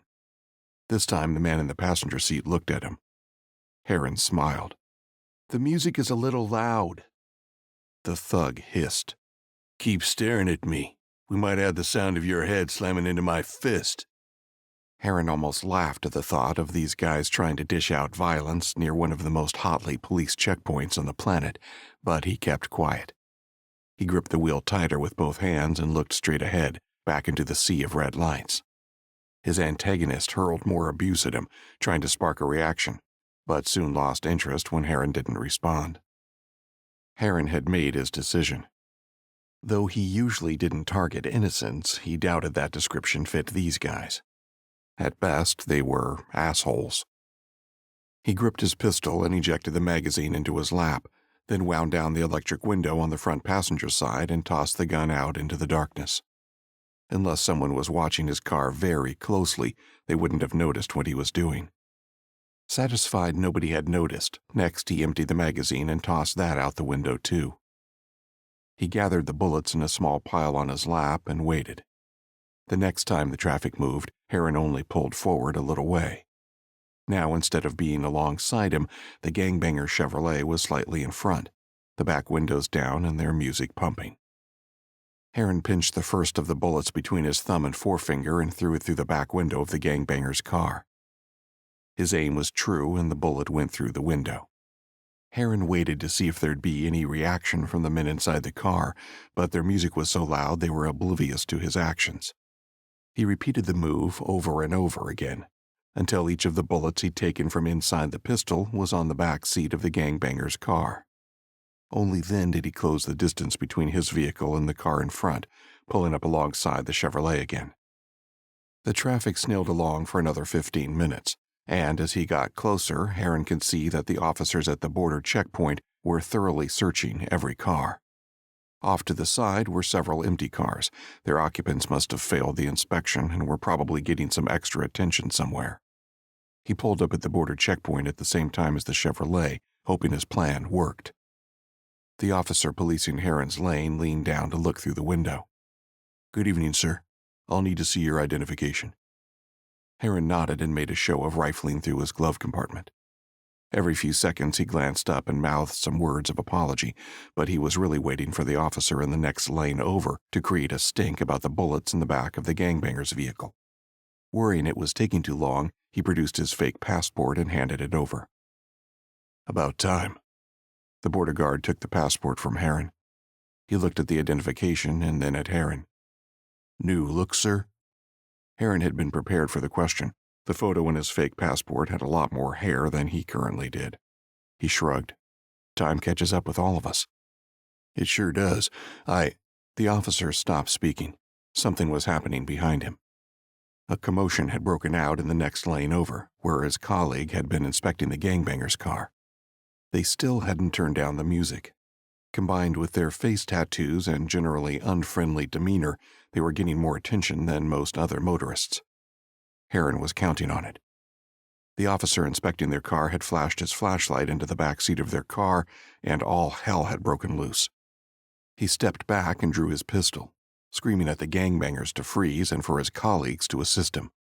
For their part, the gangbangers just looked angry and confused. Herron smiled when he saw the official inspecting his car reach for his own pistol and turn to help his colleague. Herron raised his voice a little. "Can I go now, officer?" The man holding Herron's fake passport looked back at him, but was still distracted by the drama in the other lane. He nodded, handed back the passport, and waved him through. Herron watched for another second, more out of pleasure than any need to stick around. The guard who'd searched his car joined his colleague in the next lane over, adding to the commotion. The gangbangers were going to have a bad day. Herron laughed as he hit the gas. Herron exhaled loudly as he stepped off the bus and onto the sidewalk out front of Mexico City International Airport. He took a few steps away from the bus, paused, and took in his surroundings. Though the airport was pulsating with activity as passengers hauled luggage all around him, he had no sense that anything was off. He hefted his backpack and entered the terminal. After clearing the border from the United States, he'd driven direct to Mexico City and parked the car in the middle of the street.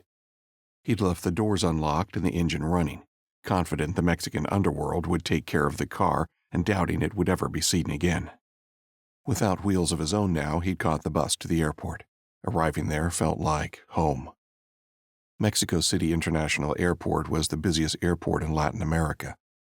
Every day, 100,000 passengers passed through it, traveling to and from more than 100 destinations. An airport serving that many travelers perfectly suited Herron's purposes because it had enough scale that he could exploit the many cracks in its security. He'd relied on that fact plenty of times during his career with the Enclave, and now he was relying on it again. He whistled softly to himself as he walked through the terminal to the Aeromexico ticket counter. On the way, he exchanged a few thousand US$ for a whole lot more Mexican pesos, which he'd need to cover the price of the airline ticket. When he reached the counter of the Mexican national carrier, he only had to wait a few moments before a ticket agent called him forward. "Hello," Herron smiled at the female staff member manning the desk. "I'd like to buy a ticket to Paris, leaving as soon as possible." "Let me see what I can find." The attendant looked down at her computer and started to type. A second later, she looked back up at him. "There's a flight in 4 hours." "Perfect." Herron put his passport and a large number of pesos on the counter in front of the attendant. "That should cover it?" "Yes, sir." She took possession of his passport, opened the document to the photo page, and put it face down on her scanner. "This will just take a moment." "No problem." Herron's easy demeanor masked the ice that was running through his veins. Everything counted on his false identification passing the test. "Okay." She handed back the passport and processed the payment for the ticket, then handed him a receipt. "There you go, sir." He walked away from the counter, glad to be over the first hurdle. The true test was ahead of him at security. Though his passport hadn't triggered any alarms, there was no telling if some attentive security guard had seen his photo on the news or a law enforcement alert system. Fortunately, he had a secret weapon. Herron approached the security checkpoint and stopped short of it. He took a second to look at the guards on each of the metal detectors and bag scanners. While there was a good chance he'd get through, he wanted to guarantee it, so he picked the line that maximized his odds. It shuffled forward slowly until Herron was close enough to put his bag on the belt of the scanner and step up to the metal detector. Though the metal detector didn't make a sound as he passed through it, the guard didn't give Herron permission to proceed. As he'd feared, the guard was summing him up. He stared at Herron and then glanced around, possibly looking for a supervisor. Herron's papers were perfect, but they were meant to help him survive when there was no scrutiny on him. The best papers in the world wouldn't help if the guards were looking for him. As he stood at the metal detector, Herron's mind was screaming at him to act, to run or unleash violence, but Herron ignored the impulse. Instead, he turned his attention to the guard at the bag scanner. He was an older man, about 50 or so, and looked like the world had weighed heavy on him. He was leaning back in his chair with his arms crossed, not paying too much attention to the bags he was responsible for inspecting. Until Herron's bag appeared on the screen and his eyes widened. $1 million in cash appearing on your screen had that effect. Herron smiled at the guard as the other man turned away from the screen and locked eyes on him. The guard stopped the conveyor belt, stood and walked over to his colleague on the metal detector. After some urgent whispering, both guards walked back to the conveyor belt and opened Herron's bag. To their credit, they kept their cool, not revealing to anyone else that they had almost $1 million at their fingertips. Herron was still standing a few steps past the metal detector, watching the guards. When they both turned to stare at him, he nodded and raised an eyebrow. So much was communicated without speaking, but Herron already knew the answer to his question. In a country where the average worker earned $5 a day, 1 million of them was a life-changing proposition. "You can go." The older guard at the bag scanner pointed at Herron. "Safe travels." Herron turned and headed for his gate. Herron's eyes flickered open, and he blinked in confusion as the captain of the aircraft announced they were preparing for landing. Was it possible that he'd slept the entire flight, all the way to Charles de Gaulle International Airport in Paris? It was the first time Herron had slept uninterrupted by a nightmare in almost 10 years. He rubbed his face and sat up in his seat. It was no surprise he'd been so tired, because he'd pushed himself hard for 3 days prior to boarding the flight. Now his body was rested, he could think more clearly as well. He was glad to finally be out of the U.S. Though his profile would have been beamed the world over, he doubted authorities in France and the rest of Europe would be quite so vigilant in pursuing him. That would give him more freedom to act. The hard part would be finding the master. Herron knew his target had flown in 2 days ago, but as that information became less current, he risked losing the trail again.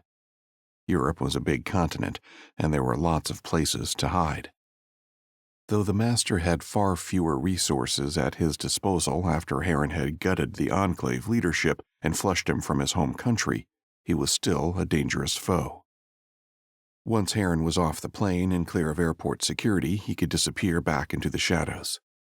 Though he had fewer resources of his own in Europe and didn't know its underbelly as well as America's, that also offered certain advantages. Europe didn't know him either. He was a wild card without an employer or a reputation on a continent he hadn't visited in 5 years. The plane touched down, the pilot taxied to the terminal, the seatbelt light turned off, and the frenzy began. People jostled for their bags and for space in the aisle, and a few minutes after the flight had pulled up to the gate, the doors opened. The passengers started to disembark, but Herron simply grabbed the folder from the seatback and waited for his turn to leave the plane. Once inside the terminal, he knew he was being watched by dozens of cameras. He kept his head down as he walked slowly and calmly towards immigration, where he joined the line for processing. This was the last organized security checkpoint before he could cut loose in the expanses of Europe and get back on the trail of the master. The line shuffled forward, and eventually a young female officer waved him over. "Bonjour." Herron smiled at the woman as he dug his passport out of his pocket and placed it on the counter. Bonjour. Her face was neutral as she scooped up the identification and opened it. As she flicked through the pages, she frowned and looked up at him. Only one stamp? I don't travel much, Herron shrugged. My mother just died, and her dream was to go to Paris. She never made it, so I told myself it was time to travel the world. I'm sorry for your loss. Her features lightened in sympathy as she stamped his passport. Enjoy your time in Paris. Thanks. Herron scooped up his documentation and continued on through the airport. The hard part was over, but he wouldn't relax until he was in the back of the cab. Now clear of immigration, he made his way to the baggage claim and waited for their bags to start their journey on the carousel. Though he hadn't checked any bags himself, nothing looked more suspicious to security than getting off a one-way, long-haul flight with no luggage. Herron stood near the mouth of the carousel where the bags came out first and plucked a red suitcase at random. He waited for a few moments to make sure nobody would take issue, then wheeled the suitcase through customs and made it to the exit. The moment he stepped outside, he closed his eyes and filled his lungs with crisp morning air. He'd made it. Now he was safely on European soil. He was confident he could vanish. Herron headed for the taxi area. The airport wasn't busy, so he was inside a cab in less than 2 minutes. As they left the pickup area and pulled onto the highway, Herron started making small talk with the cabbie, a man who spoke perfect French and English. In his experience, the taxi drivers always knew where to find trouble. And trouble was exactly what he was looking for. He was about to become a predator again. Chapter 7. Herron sat on a park bench and sipped his coffee, watching the townhouse at the end of the row. The cabbie had recommended the place when Herron had inquired about buying drugs. He wasn't actually planning to buy any, but he needed cash and weapons and knew one surefire trick to get them. But before performing that trick, he wanted to know what he was in for. In the time he'd been sitting there, he'd seen 4 separate cars pull up in front of the townhouse. The people in the cars never climbed out, they simply waited. A teenager would emerge from the alley that ran alongside the townhouse, run to the waiting car, make a quick exchange, and return to hiding. It was as regular as clockwork. Herron stood, crossed the street, and entered the alleyway. There was a car parked there, an upmarket BMW in a decidedly downmarket part of town. The combination of the exchanges out front and the fancy car out back told the whole story. There may as well have been a neon sign advertising the drug house, and Herron had no problem preying on criminals to get what he needed. He leaned down to pick up a large rock from the ground, walked up to the BMW and slammed the rock into the driver's side window. The glass shattered and an alarm wailed. Herron dropped the rock and leaned against the car. Within seconds, the back door of the townhouse flew open and 2 men emerged. One was the teenager from earlier, and the other a man in his mid-30s hefting a baseball bat. The older man was fit, and Herron guessed he was the enforcer. Both men stared at the car for a second and then started shouting at him in French. Herron didn't speak French, so he let his actions do the talking. After taking one last sip from his coffee cup, he removed the lid and tossed it through the broken window. The remains of the coffee spilled over the leather seats, the floor, and the dashboard. Enraged, the thugs advanced on him. The enforcer with the bat led the way. Herron would be happy to wipe the floor with him, because he was an adult whose dumb choices were his own responsibility. The kid was a different story. Herron didn't want to hurt him, but was sure witnessing extreme violence inflicted on someone else would make him crumble. Herron took a step forward as the thug wound up and swung the bat at his head. As it whizzed closer, he ducked under its arc and struck like a viper. He gripped the attacker's left wrist, twisted it, and broke it. The older man screamed, and Herron let go of the wrist and caught the bat. He lashed out with all the force he could and slammed it into the enforcer's jaw, sending him sprawling to the ground. Herron planted his foot on the thug's chest and fixed the teenager with a hard stare. The boy turned and ran out of the alley. Herron watched the kid until he was out of sight, then looked down at the enforcer. He was crying in pain as he cradled his broken wrist. What to do with you? Fuck you! The thug's voice was high with pain. Herron paused, taken aback. You speak English? The injured man glared at him defiantly. The fucking French. Herron frisked the man for weapons and found none. Go. Herron stepped off the thug. The man got to his feet and staggered away, leaving the door to the drug house open wide behind him. Herron moved inside, checking each room and ready to unleash violence on anyone in his way. Everything was clear until he came across a man passed out on the sofa. He was probably the boss of the crew, who'd left his minions to do the work while he slept. Herron gripped the dealer by the throat. When the man's eyes shot open, Herron leaned down until his face was inches from the dealer's. Speak English? Who the fuck are you? The dealer's voice was broken and raspy from the pressure on his throat. You're dead man. Threats aren't the way to greet a man who can crush your windpipe. Herron squeezed tighter. Where do you keep the money and the guns? Panic set in on the dealer's face, his eyes bulging as he tried to fight back. He punched and kicked, then pried at Herron's fingers. Nothing worked. Herron fended off the blows easily. Finally, the dealer pointed across the room in the direction of the television. Herron loosened his grip. Where? The dealer inhaled sharply and coughed. TV cabinet. Herron stood to his full height. If you're lying or if you move, I'll tear you in half. Keeping one eye on the dealer, he crossed the room and searched through the 3 drawers. As promised, he found treasure. Drugs, cash, several pistols, and a sawed-off shotgun. There was also an old backpack, and Herron stuffed a large number of euros and a few of the guns inside it. Then he took out the drawer with the drugs and carried it across the living room to the kitchen. He wouldn't leave the poison for the dealer to sell. No, please. The dealer's voice was filled with panic as he realized what Herron was doing. They'll kill me. Herron enjoyed the terror on the man's face. He probably brought misery to thousands, and now he was about to experience some of his own. He aimed the sawed-off shotgun at the dealer, ran water into the sink, and poured the drugs out of their little bags. He started with the powder and followed up with the pills. In seconds, the dealer's stock was a soggy mess in the sink. Herron hefted the backpack and kept the shotgun trained on the criminal. Tell me where you get the stuff from. Herron reveled in the performance of the BMW as he accelerated down the street. Even the overwhelming smell of coffee didn't bother him. The smashed window had helped to air it out. He'd cleared out the shattered glass as best he could to make it seem like he just had the window down. The last thing he needed was a nosy cop seeing a broken window and asking questions. Slowing as he entered the industrial precinct, Herron scanned the numbers on the warehouses until he found the address the dealer had given him. He stopped the car out front and appraised the building. Past the high fences and the solid-looking gate, the front of the warehouse was dominated by a large roller door. There were no signs on the building or on the white van parked out front, which increased the chances of finding something illicit.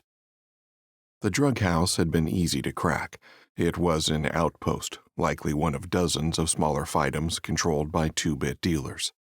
They were supplied by and paid tribute to a warlord, and if the dealer had told him the truth, the warehouse Herron was looking at was the control center for the operation. Though it didn't look like it from the outside, it would likely be more strongly guarded than the townhouse. There was one way to find out. Herron lined the rear of his vehicle up with the main gate, shifted the car into reverse, and floored it. The BMW shot backwards with an impressive amount of power, and Herron grunted a second later when it slammed into the gate.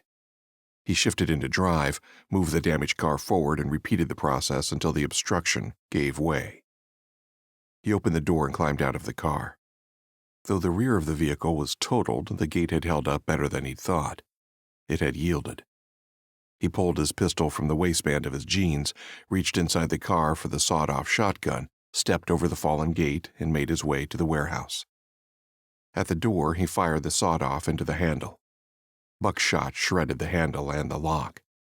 He dropped the shotgun, kicked the door open, and moved inside with his pistol leveled. Gunfire greeted him. Herron scrambled for the nearest available cover, a stack of building materials, as shots hammered into the steel frame around the door. He waited for a few seconds, letting the shooters burn their ammo firing at a target who was safely behind heavy cover. He used the time to assess the situation. There were large stacks of construction supplies all across the warehouse floor, each about 10 feet high. Above him, 3 shooters armed with pistols were firing down from a gantry that ringed the warehouse and also cut through the middle of it. Herron had faced worse odds. Still huddling behind cover, he used the sound of the gunfire to roughly map the position of the shooters on the gantry. 2 were dead ahead and 1 was more to the left. He was the main threat. Herron aimed the pistol up and to his left, waiting for the shooter to inch around and tried to get a shot off. He didn't have to wait long. The gunman appeared, Herron fired, and his target dropped with a scream. With the threat on his flank dealt with, Herron could get more aggressive. He waited until there was a lull in the gunfire and then emerged from cover. The 2 remaining assailants were standing close together on the walkway, with no cover to protect them. Though they fired at Herron, their aim was poor. Herron had no such problem. He dropped each target with a single shot. He scanned for more attackers, but the cavernous building had gone quiet except for the screams of a wounded shooter. He was sure there'd be more criminals operating from this warehouse, but it seemed only 3 were present now. He swapped out his pistol magazine and climbed the stairs to the 2nd level. He needed to end this quickly and get out. There was no telling when others might arrive. The 2 gunmen who'd been ahead of him were dead. Herron mentally sounded off his 156th and 157th kills and then moved around to the wounded guy, the one who'd tried to flank him. He wasn't in great shape. The buckshot had pierced him in multiple places and he was bleeding out. Herron aimed the pistol down at the pusher. The Frenchman gasped. Putain, va tu fais enculer? Uh-huh. English. Who's in charge here? Me. Wrong. Herron fired 2 shots into the pusher's head. 158. He searched the bodies, turning up a box of matches and a set of keys for the van outside. He pocketed the matches and the keys, then made his way through the warehouse until he found where the drugs were manufactured and stored. This was an operation on an industrial scale, which supplied the smaller outposts like the one he had busted open at the townhouse.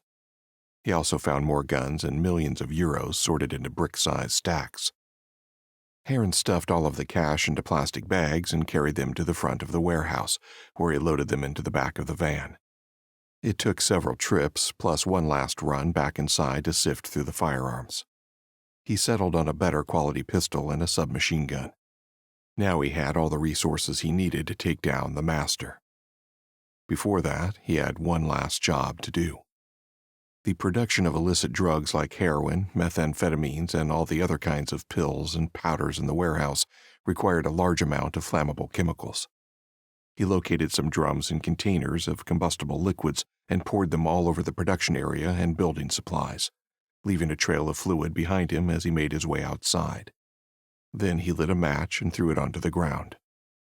As the line of flame leapt back into the warehouse, Herron turned and walked away. Herron kept alert as he headed to his 3rd strip club for the afternoon, for business, not pleasure. He'd parked the van at a parking garage, and, although he was nervous about leaving millions of euros unguarded, he had little choice. He was looking for someone, and the places he needed to check didn't usually offer parking for customers. He just had to hope nobody found the van. As he entered the club, pulsating music with a deep bass line pounded his senses, the soundtrack to the 2 near-naked women gyrating around poles on a stage. A bar ran the length of one wall with private booths along the opposite one, and there were chairs close to the stage and tables a little further out. None of them were occupied by the people Herron was searching for. Had he struck out again? He headed for the bar and ordered a Lagavulin, neat, which he nursed for an hour. He glanced at the strippers only occasionally. If he'd seen one stripper, he'd seen them all. A few of the girls working the floor tried to sell him a private lap dance, but he sent them packing. He liked a beautiful woman as much as the next guy, but he was working, watching every arrival and departure from the club. When 3 men entered wearing biker gang leathers, Herron knew he had the right place. It was a universal truth that organized crime ran the brothels, the strip clubs, and the drug trade. Whatever the local flavor, it didn't matter. Herron needed manpower, and taking down the local drug business at the warehouse was the first step to getting it. Because there hadn't been any signs the operation he destroyed had belonged to bikers, these guys would do fine. The three stocky bikers took seats at the table furthest from the bar, right on the other side of the stage near the private rooms. Two were in their 30s and clearly subordinated to the third, who looked about 50. Herron briefly wondered which gang they were from, but he couldn't read the words on their club patch, which featured some sort of winged demon. He drained his drink, pushed himself off the bar, and walked over to them. Their attention was locked on the latest pair of dancers, and it wasn't until he was a few steps away that they peeled their eyes off the tits and ass. The two younger men looked at him like spiders surveying a bug stupid enough to fly into their web. The older biker just looked curious. "Hey, fellas." Herron held his hands out wide as he stopped short of the table and tried the only French phrase he knew. "Parlez-vous anglais?" They didn't respond. The biker leader simply gestured with his chin, and one of his two compatriots stood. He was an ugly dude, with a shaved head and a fat face, but his body looked solid. He cracked his knuckles and advanced on Herron with violence in his eyes. Herron laughed. He dealt with gangbangers at the Mexican border, then French drug dealers, and now outlaw bikers. He was taking down scumbags the world over. "You sure you want to do this?" Herron sighed and raised his fists. He hadn't planned to fight them. "I just want to talk to you. Please, I want your help. What?" The biker took a swing. Herron jerked back, and the roundhouse hit nothing but air. He fended off a few more amateur punches, then went in for the kill. When the biker threw a left, Herron stepped forward into the side of the blow. Now inside his foe's guard, he delivered a brutal knee to the stomach and a jaw-breaking uppercut to his chin. The thug's eyes went glassy, and he dropped. Herron stepped back from his downed foe and looked right past the other young biker, who just climbed to his feet. He kept his focus on the leader. "I just want to talk. You understand? Talk?" The veteran held up a hand to stall his comrade, glanced at the downed man in disgust, then looked at Herron. "Oui, je comprends. Talk." "You want control of the local drug trade?" The biker raised an eyebrow. "Go on." "The current owners went out of business." Herron reached into his pocket and held up the keys to the van. "This is for their van. It's full of their cash, millions of euros." The older man gestured for the conscious biker to sit, then crossed his arms and fixed Herron with a hard stare. "And in return?" Herron sat at the table. "I need help with someone." "You want them killed?" The biker glanced down at his stunned foot soldier, who was just starting to stir. "It seems you need no help with this." "I want someone found." Herron put the keys to the van back into his pocket. "Help me and the van is yours, everything inside it too." "You give us the keys and the van now." The biker's gaze was unwavering. "You tell the truth, we find your man." Herron smiled. He wasn't stupid enough to give them their prize before the work was done. He did have a way to prove it, though. He dug into his other pocket, pulled out a thick wad of 500 euro notes, and threw the stack on the table. There must have been 50 grand in the stack. Herron wanted to use it to buy access to the hundreds of members the biker gang would have across Europe. "Proof enough?" He put out his hand. "I'm Herron." "Yes." The biker shook it. "Pierre. I think we're going to be very good friends." Pierre's English was far better than Herron's French, but it still took time for Herron to explain what he wanted in return for the money. He gave Pierre the location of every Enclave safehouse in Europe, the obvious places to start looking for the master. Every safehouse was to be hit simultaneously by at least 6 heavily armed bikers. Any that were found empty were to be burned to the ground. Anyone the bikers discovered was to be restrained until Herron got there. When the explanation was over, Pierre simply nodded and started work. He made dozens of calls, arranging for the other chapters of his gang in countries all across Europe to visit the addresses Herron had given him. Even if they were empty, Herron was taking them off the board as possible resources that the master could use. While Pierre worked, Herron kept alert and drank Coke. A few hours later, everything was ready. Pierre looked at Herron. "You are ready? Do it." Pierre nodded and shot off a group text message. The minutes ticked by excruciatingly slowly. Then, one by one, Pierre heard back from his breach teams. As the number of negative reports increased, Herron's mood darkened. It looked like he was going to come up empty until Pierre checked in with the last team and everything changed. Pierre looked at Herron. "The team in Amsterdam, they have found someone. A woman. They have her, but first she killed one of my men. Tell your team to hold her until we get there." Herron downed the last of his Coke and stood. Time to go.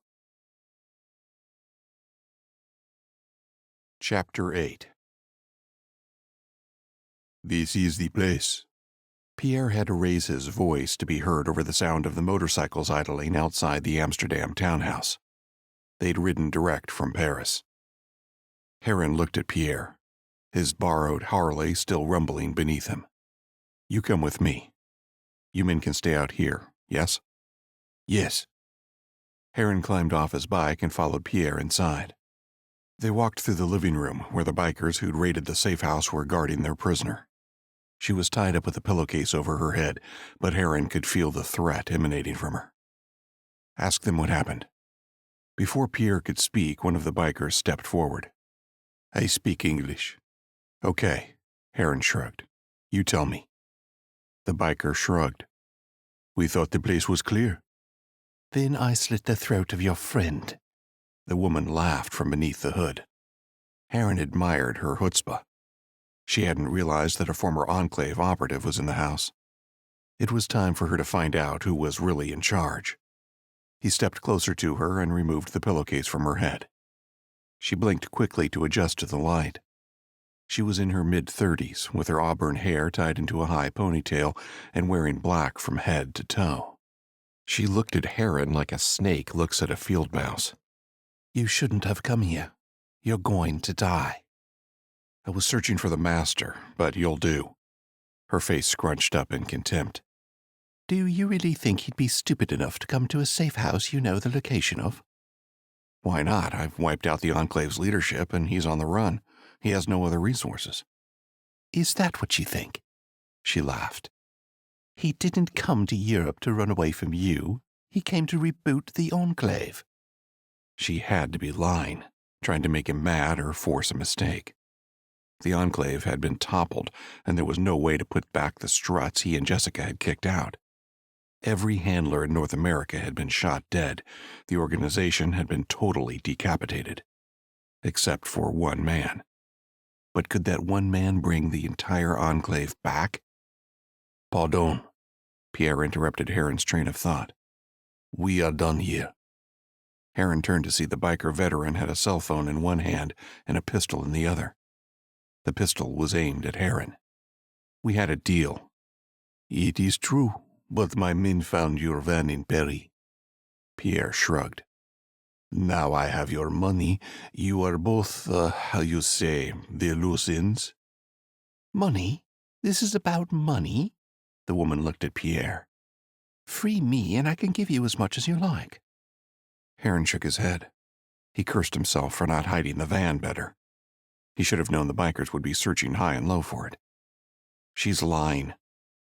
Pierre regarded her. You're right. I think she is full of shit. N'est-ce pas? A heavy blow cracked the back of Herron's head. He grunted and started to fall, but Pierre's men grabbed his arms and stopped him. Herron fought, but it was no good. Their grip was vice-like. One of them took the pistol from the back of his jeans while Pierre kept his own gun aimed at him. You are a dangerous man. Pierre shrugged. Too dangerous, I think. You understand? Herron did. Pierre had seen how ruthless he could be. What was to stop him from treating Pierre like a loose end, too, once all this was over? He kept quiet. He needed Pierre to move his attention and his pistol elsewhere if he wanted to deal with the two bikers pinning his arms. After a moment, Pierre turned to the woman, aimed at her. He seemed disappointed when she didn't react. Her eyes were black holes devoid of emotion. She was calm and ready to strike when she had the opportunity. Pierre looked her up and down hungrily. Herron didn't need it spelled out what the biker was thinking. I think you and I will be great friends. Pierre stepped in closer and kissed the woman on the lips. I will keep you one petite moment, perhaps. Pierre started to untie her, and Herron sprang into action. He stomped on the foot of the biker, holding his left arm, loosening his grip enough for Herron to free his arm and elbow him in the nose. The injured man cried out and lifted his hands to his face, leaving Herron with only one captor to deal with. The woman exploded from the chair and gripped Pierre by the throat, driving him back a few steps, then ramming a knee into his testicles. He collapsed in a heap, and she stepped over him, scooped up the pistol, and ran for the front door. Herron moved to follow her. If he lost her now, he'd be left with nothing. But the biker, still holding on to him, wasn't giving up, delivering a shot to his kidneys. Herron gripped the biker's hand and twisted. The thug tried to compensate by moving the rest of his body, but Herron turned the wrist in on itself until he heard a pop. He cut the biker's cry of pain short with a headbutt and let him slump to the ground. Herron scooped up his pistol and then ran after the woman, knowing he might already be too late. Though he was less than 15 seconds behind, that was a lifetime against someone who was trained. He heard gunshots from outside and the roar of an engine. When he reached the street, carnage confronted him. 3 bikers were sprawled out on the road, blood pooling around them. In the distance, the woman was accelerating away on a stolen Harley. Fuck! Herron dug into his pocket for the keys to his bike, climbed on, and started it. The engine responded with its distinctive pop-pop-pause rumble, and a second after he kicked up the stand, he hit full throttle. The Harley roared underneath him, and Herron gritted his teeth as it hit 55 miles an hour, breakneck speed in a city of canals, narrow roads, and a whole lot of cyclists. Bicycle bells and Dutch swear words echoed in his wake. The townhouses of inner urban Amsterdam gave way to less dense housing, and the further the chase went from the city, the fewer cars there were to clog the roads. Herron rode fast and recklessly, testing the limits of his abilities, but he had no choice if he wanted to catch the woman. Chasing her east, they crossed the border from the Netherlands into Germany and hit an Autobahn. It wasn't long before they attracted the attention of a cop. The police car sped in between him and his target, with sirens blaring and lights flashing. Herron had to strike. He pushed the bike harder and gained on the patrol car. When he was a few feet off the tail of the vehicle, Herron swerved the bike one lane over and pulled up alongside it. The cops eyed him curiously, but he'd deliberately chosen to pull up on the driver's side. The officer at the wheel wouldn't be able to draw his pistol and shoot. Herron drew his own weapon from the waistband of his jeans. Hitting a moving target from a speeding bike would be difficult for most shooters, but then Mitch Herron wasn't most shooters. He unloaded his magazine into the hood of the car, shot after shot hammering into the engine. As sparks ricocheted off the hood's metalwork, the cop swerved into Herron's lane, trying to knock him down. He turned the bike away from the swerving car as smoke started to billow from under its hood. The vehicle's speed bled away rapidly, and the cops were out of the game, so he turned his attention back to his real target. He was going to catch this woman if it killed him, but after emptying his pistol into the cop car, he was going to have to change his approach. He was out of ammo, and she still had a loaded pistol.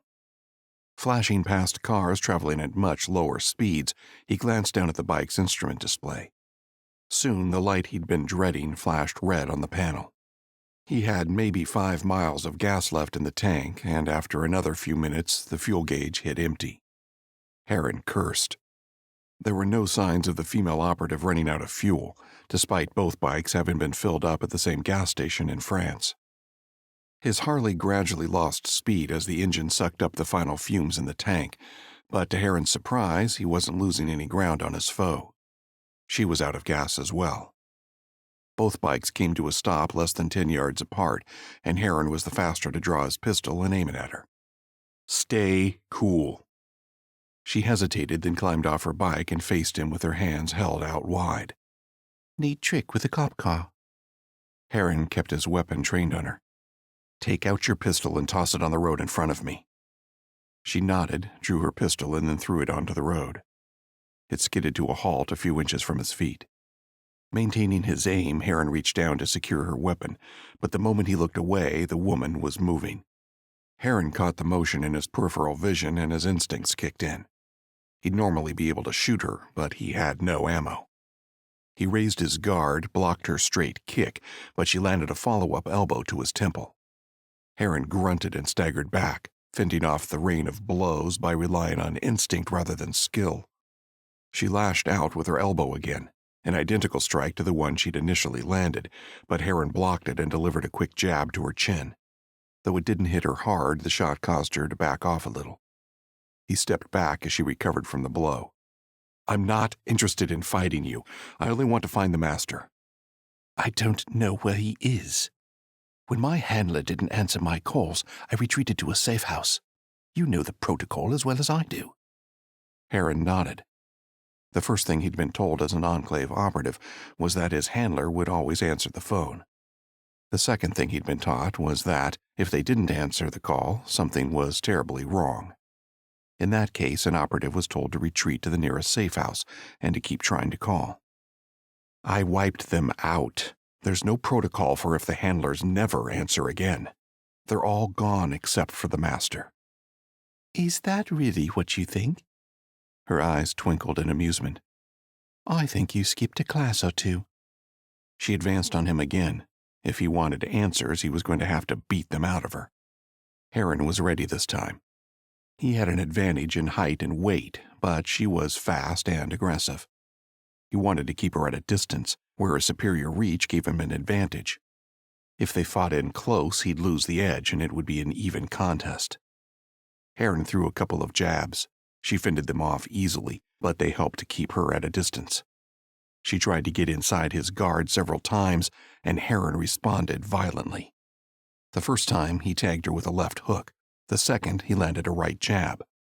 He was slowly gaining the upper hand, wearing her down with his superior size and negating her speed advantage by keeping her at arm's length. Then he aimed a powerful right hook at her head, and she dodged it, catching him out of position.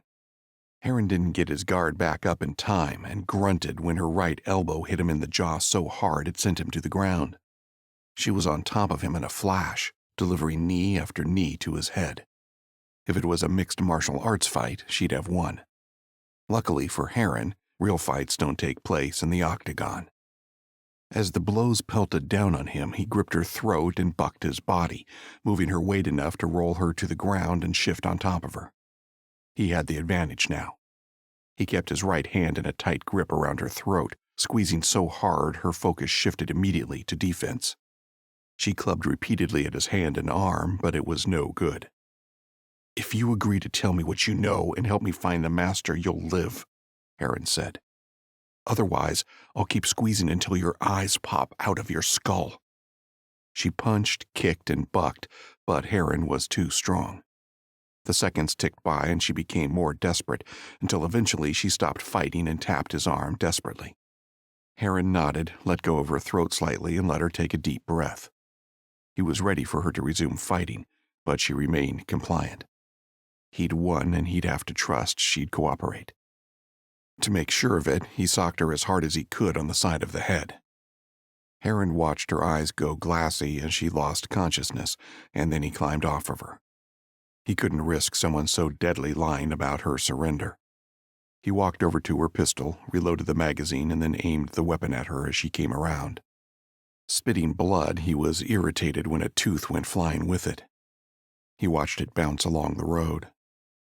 Then, as the woman's eyes blinked open, he grinned at her through bloodied lips. I liked you better when you were tied up. Herron parked the car in the motel parking lot.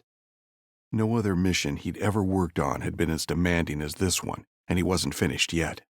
But for now, it was time to rest. After the fist fight by the side of the road, he'd stolen a car, bundled the female operative into the trunk, and driven until they'd reached a backwater town. Herron had pulled over at the first motel he'd seen. As he walked to reception, he could hear his prisoner pounding on the inside of the trunk. He didn't care. His car was the only one in the parking lot, and nobody else was around. She was making a whole lot of noise that nobody would hear. Once he reached reception, he waited at the wood-paneled counter until a staff member emerged from the back room. The woman mumbled something in German, but when it was clear Herron couldn't understand her, she sighed and spoke in English. "Room?" "Yes." Herron nodded and put a fistful of euros on the counter. She scooped up the cash and slammed a set of keys down in its place, neglecting to give him any change. Checkout is at noon. Herron took the keys and returned to the car. He drew his pistol, opened the trunk, and aimed down at the female operative. "Howdy." You're the worst driver in Europe. I'm going to flay every shred of skin from your body for making me go through that. Herron ignored her. He was focused on getting her inside the room as fast as he could. "Climb out and head for room 4. If you do anything else, I'll shoot your ass off." She pushed herself into a seated position and climbed out of the trunk. You could have at least helped me out of there. Herron shrugged, closed the trunk, and followed her to the room. Once they were inside, he told her to sit on the sofa and then moved to the bed. Never taking the pistol off her, he removed the pillowcases from each of the 4 pillows. She looked at him quizzically when he tossed them at her. She looked down at them and then back at Herron. What are these for? Use one to tie your ankles together. Make it tight. She laughed. Tying me up worked so well last time. This time I'm not relying on idiot bikers to keep you secure. Herron waited until she'd bound her ankles tight, then ordered her to get onto the floor and sit next to the coffee table. When she was in position, he inched closer and helped her to tie one of her hands to the leg of the heavy oak furnishing. Only then did he put the pistol down, out of her reach, and tie her other hand to the table using the 3rd pillowcase. He stuffed the last one into her mouth. He picked up the pistol again and looked down at her in triumph. He had a cracking headache, a missing tooth, and was walking with a limp, but he'd prevailed.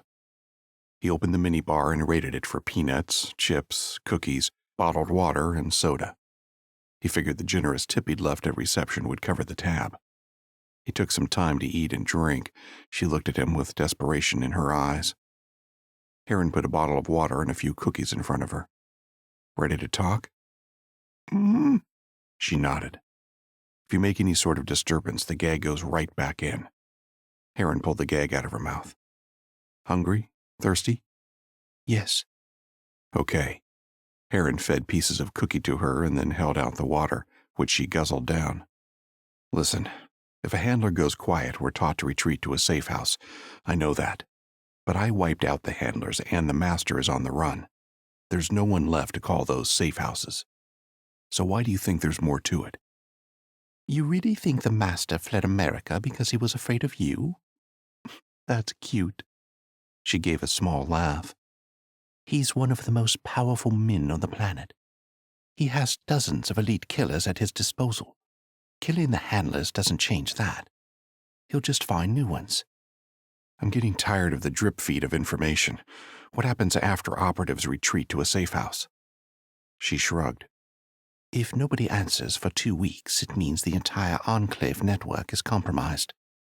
In that case, we're all going to the same location and wait for whatever is left of the leadership to arrive. When they do, the entire structure is rebuilt. New handlers are appointed and assigned operatives. "Why didn't my handler tell me any of this?" Herron sighed. "It doesn't matter. Tell me where the meeting will occur, and I'll take down the master there." She smirked. Even if you kill him, the meeting will go ahead and bring the Enclave back from the dead. What is dead can rise again. The operative's words at the hospital in Washington hit Herron like a bat to the head. It's the Lazarus Protocol, she continued.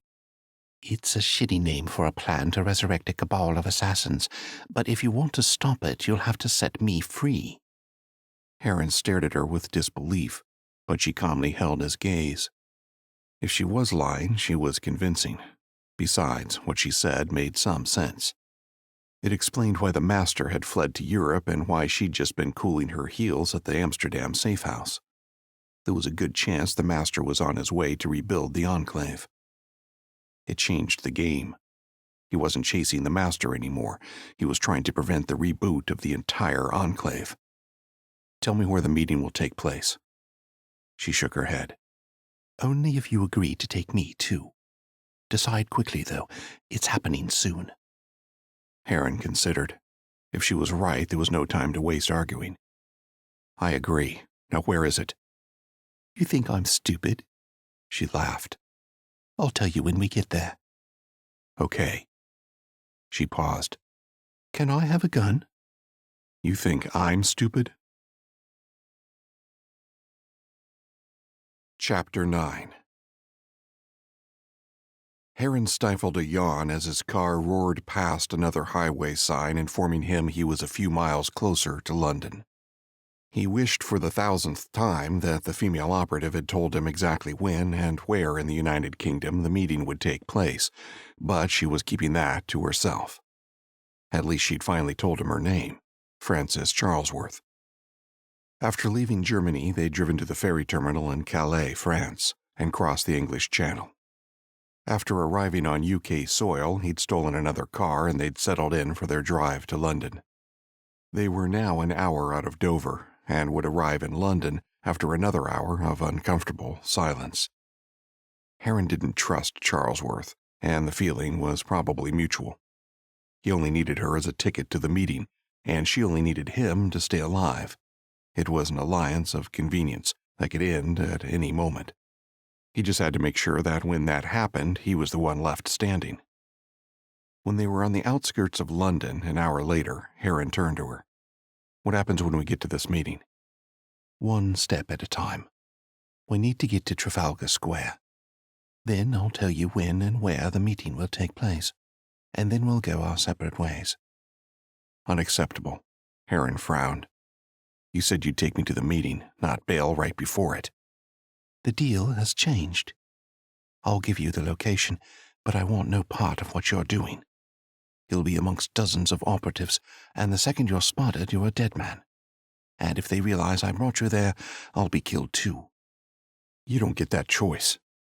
Herron pulled the car over to the side of the road, drew the pistol, and aimed it at her. Stay until I put a bullet in the master's skull, or I put one in yours now. You don't get it, do you?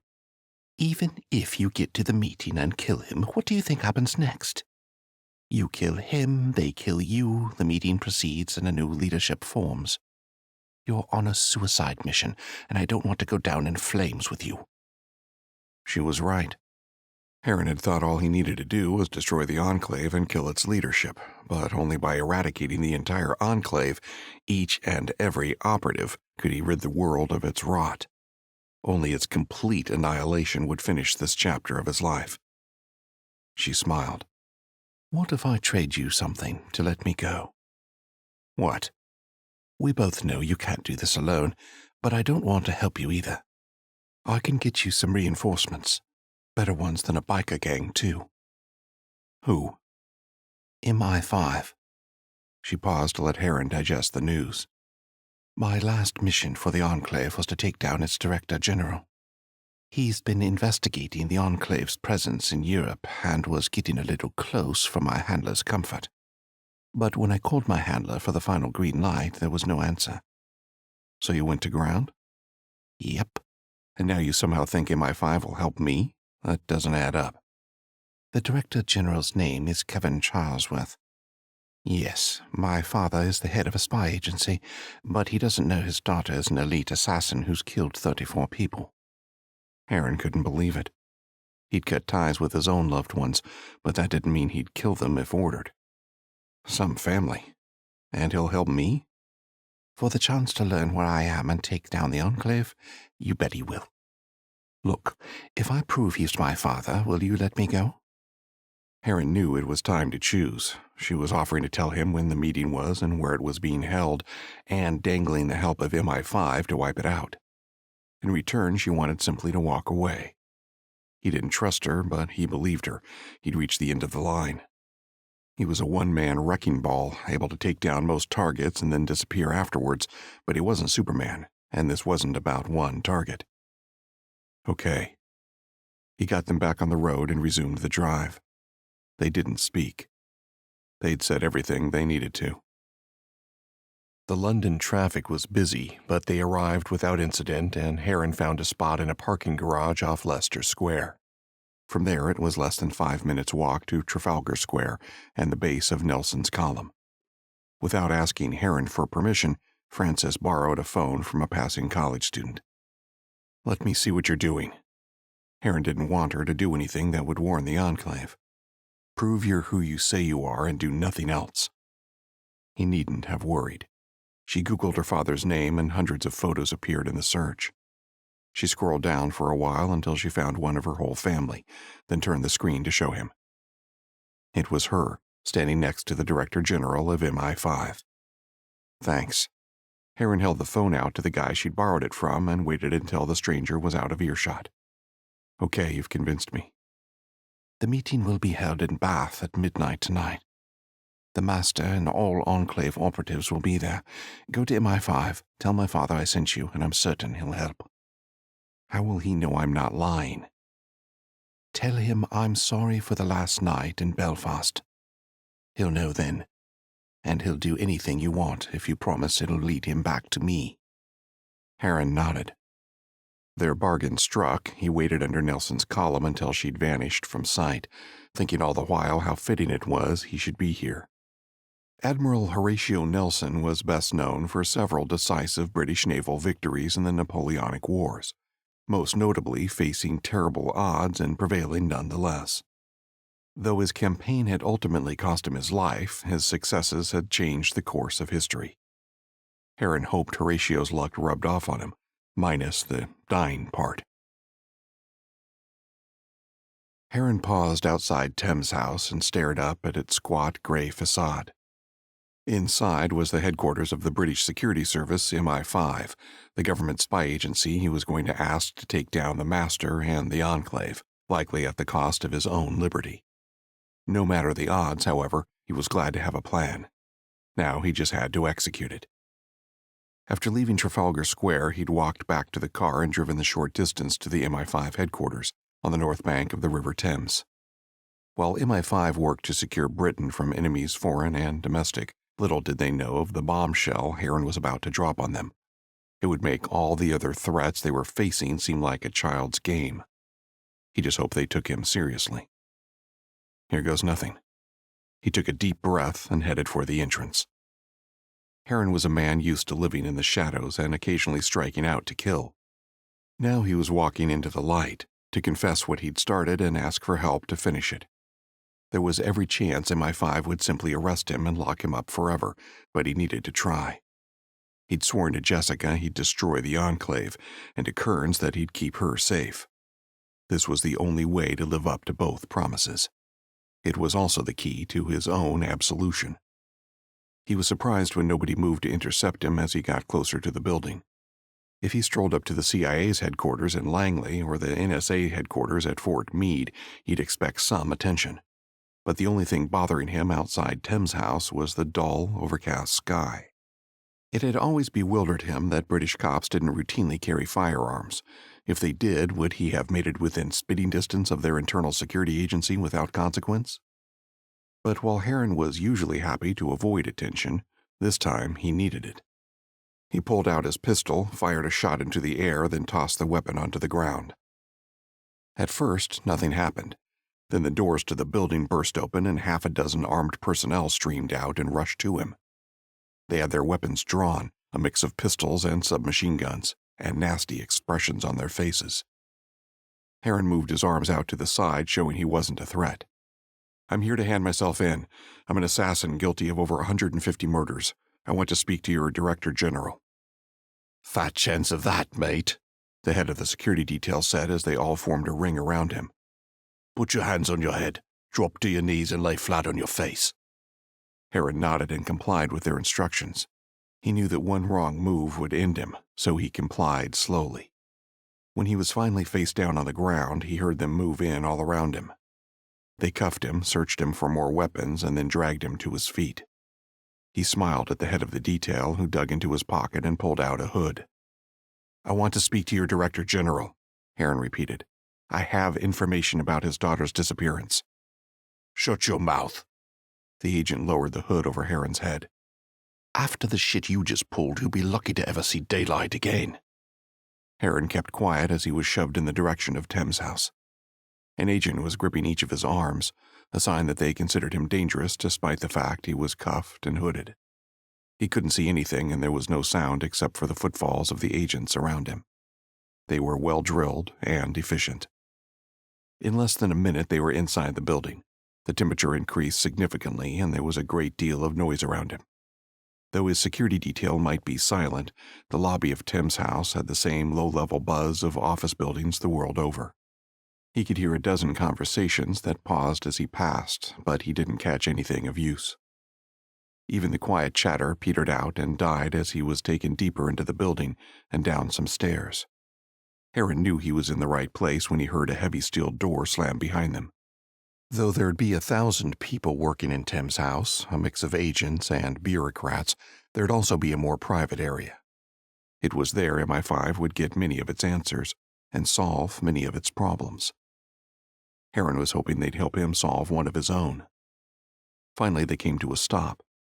He heard a scraping sound and was struck in the stomach. He grunted and doubled over in pain. Unseen hands forced him to sit in a chair and used cable ties to bind his wrists and ankles to its arms and legs. Only then did the agents holding his arms let go. He sat in silence and waited. He was working to their timeline now. He just hoped he had used enough bait to tempt the big fish to bite. Sometime later, the hood was pulled from his head without warning. Herron blinked rapidly, helping his eyes adjust to the light and taking in his surroundings. As expected, he was in some sort of a basement holding room. The walls and ceiling were concrete, the door solid steel.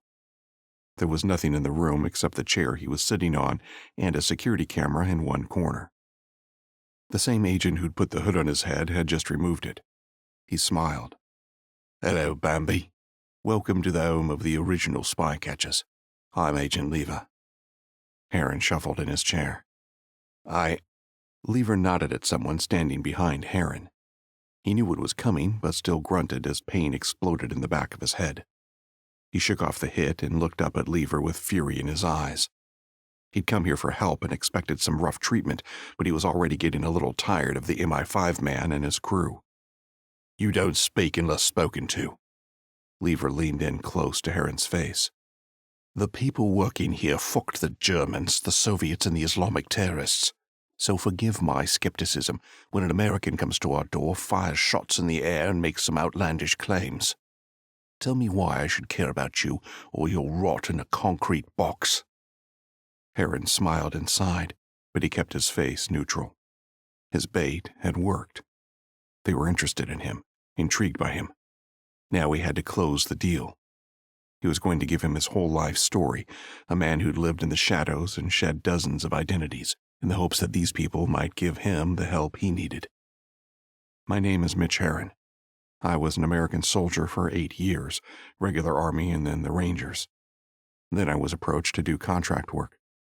I left the military, received more training, and then undertook contract killing for an organization called the Enclave. After 8 years, I killed 149 people on their orders." Herron waited for Lever to say something, but when he kept quiet, he continued. "Several months ago, a group of terrorists almost succeeded in unleashing a new strain of weaponized smallpox into the population. I stopped it, but in doing so, I disobeyed the Enclave and was cast out." Lever held up a hand. "Now you're here to ask for our help to get them off your ass? Sorry, not interested." "No, not quite." Herron took a deep breath. "Turns out my old employers killed the innocent and guilty alike. I've taken down most of their leadership, but one man survived. He's traveled here to meet with whatever remains of his setup. If that meeting occurs, the organization will reform and more innocents will die. That's what I need your help for." Lever didn't respond. He simply turned and left the room. Herron sighed for what felt like the 100th time. He'd been left alone in the concrete room since his confession to Lever, restrained and helpless until the MI5 agents decided to return. He'd tried shouting for attention but had gone unanswered, so had resigned himself to waiting, even though the Enclave meeting was creeping ever closer. He found it ironic that he was back in custody less than a week after he'd escaped from the police in Washington, D.C. He doubted MI5 were as sloppy as suburban cops, so if they didn't want to work with him, he probably wouldn't be able to get away this time. He figured it was a toss of a coin whether they helped him or not. They were just as like to leave him to rot in a cell for the rest of his life. He lost track of time. As it slipped away, so did his hopes of killing the master and eradicating the Enclave once and for all. It was like he'd successfully completed most of the race only to stumble on the final hurdle. If he failed, all his work would be for nothing. The Enclave would reform and be back to its evil business within days. Finally, the screech of the heavy steel door heralded the return of his captors. The same crew as before spilled into the room, with Agent Lever standing in front of Herron and his crew taking up position around the edges. The second after they were in position and pointing an array of weapons at him, a new player walked in. Herron recognized him from his picture. "I'm Kevin Charlesworth." The man crossed the room and stood next to Lever. "You claim to have information about the group I'm targeting, and about my daughter. You look older than the photo Francis showed me." "I'm a busy man, and you're a criminal." Charlesworth's voice was harsh as he regarded Herron like he might a squashed bug on the sole of his boot. "Get on with it." "Your daughter Frances sent me." Herron recited the next words carefully, exactly as she'd spoken them. "She said to apologize for that last night in Belfast." Charlesworth showed no emotion as he kept his eyes locked on Herron. For a few moments it seemed like Francis had lied, and Herron started to worry. Then cracks appeared in the spymaster's hard-as-nails demeanor. Charlesworth looked down for a moment, and when he looked back to Herron, his eyes had a curiosity and a hope that had been lacking before. "Tell me who you are and why the fuck you walked through my door." Charlesworth fixed Herron with a hard stare. "And then tell me how you know my daughter." Herron repeated the same story he'd told Lever. Then he asked the million-dollar question, which would determine whether or not Francis had lied to him. "I believe you've been investigating the Enclave. I need your help to take them down. As for your daughter, I don't know her. Not really. She's an Enclave operative I was dealing with over the last few days, and she said you'd help me take them down. She told me you'd know what her apology about Belfast meant." "Very much so." Charlesworth spoke softly. He seemed distant now, thoughtful. "There's not another person on Earth who knows about that night, or could even guess at its importance. Assuming everything you've told me checks out, why wouldn't I just prosecute you and continue with investigating this organization myself? They've been on my radar since one of their operatives blew up a vehicle carrying 3 senior government ministers. Because you need my help to eradicate them." Herron shrugged. "You could take me down, sure, but I'm the one man who's killed hundreds and is trying to make amends by taking down a group that's killed thousands. You'll never get another opportunity to hit the Enclave when they're this weak. All I ask is that you let me help you sweep away the whole steaming pit of shit." Herron watched as Charlesworth considered his words. First, he simply stared into space, as if he was weighing up the decision within the confines of his own mind. Then he turned to Agent Lever, and they spoke in whispers. Though Herron couldn't hear what was being said, he could catch the gist of it. Lever was tense and wanted to take Herron down, while Charlesworth saw the bigger picture, and perhaps even a chance to find his daughter. "He'll do anything you want if you promise it'll lead him back to me." Herron chewed over Francis's words again, then put his ace on the table. "Your daughter will be at the gathering of the Enclave. This is your one chance to get her back." Charlesworth crossed his arms over his chest. "If your story checks out, you might have a deal. But if you're wasting my time, you'll spend the rest of your life in here." Herron nodded. "That's fair. It'll all check out. The meeting is at midnight tonight, so don't spend too much time looking into it. Now tell me, what happened in Belfast?" "That's a family matter. A classified family matter." Charlesworth nodded at Lever, then led the MI5 crew out of the room. Within a few seconds, the door had slammed shut, and Herron was alone again. If Charlesworth had been investigating the Enclave and his daughter was an operative, it really was ridiculous that Herron was sitting in the bowels of MI5 trying to convince him to act against them. This time, the wait was a little shorter. After about an hour, the door squealed open again, and Lever entered the room. Herron kept quiet as Lever stood next to the door with a pistol held by his side. Only a few seconds later, Charlesworth appeared and walked right over to Herron. Any hint of softness from the earlier mention of his daughter had disappeared, and he was the cold spymaster again. Your story checks out. Charlesworth paused. Now I have some very simple questions. Herron nodded. He knew this was it. Okay. Can you tell me when and where this meeting will take place? Queen Square in Bath, midnight. And will my daughter be there? I think so. And you're committed to help us take down the Enclave? That's the whole reason I'm here. Charlesworth smiled. And will you work for MI5 when the Enclave is destroyed? Herron hesitated. He'd come so far on the premise of killing the Master, destroying the Enclave, and freeing himself and the world of their pestilence. To do so, he was making a deal with the devil, who was offering to amplify his vengeance in return for his freedom. It was a bargain Herron could never have accepted before, but circumstances had changed. People he cared for had died or were still in danger, and there was blood on his hands. The blood of innocents.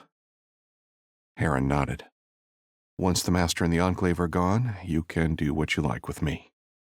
Charlesworth smiled like a hyena.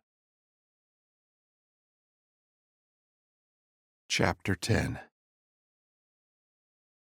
Herron remained silent as he rode the elevator up from the basement of Thames House. Agent Lever and another agent introduced as Baines were watching his every move, but despite their escort, he was glad to be free of his restraints. After he'd agreed to Charlesworth's terms, the spymaster had freed him and then immediately disappeared.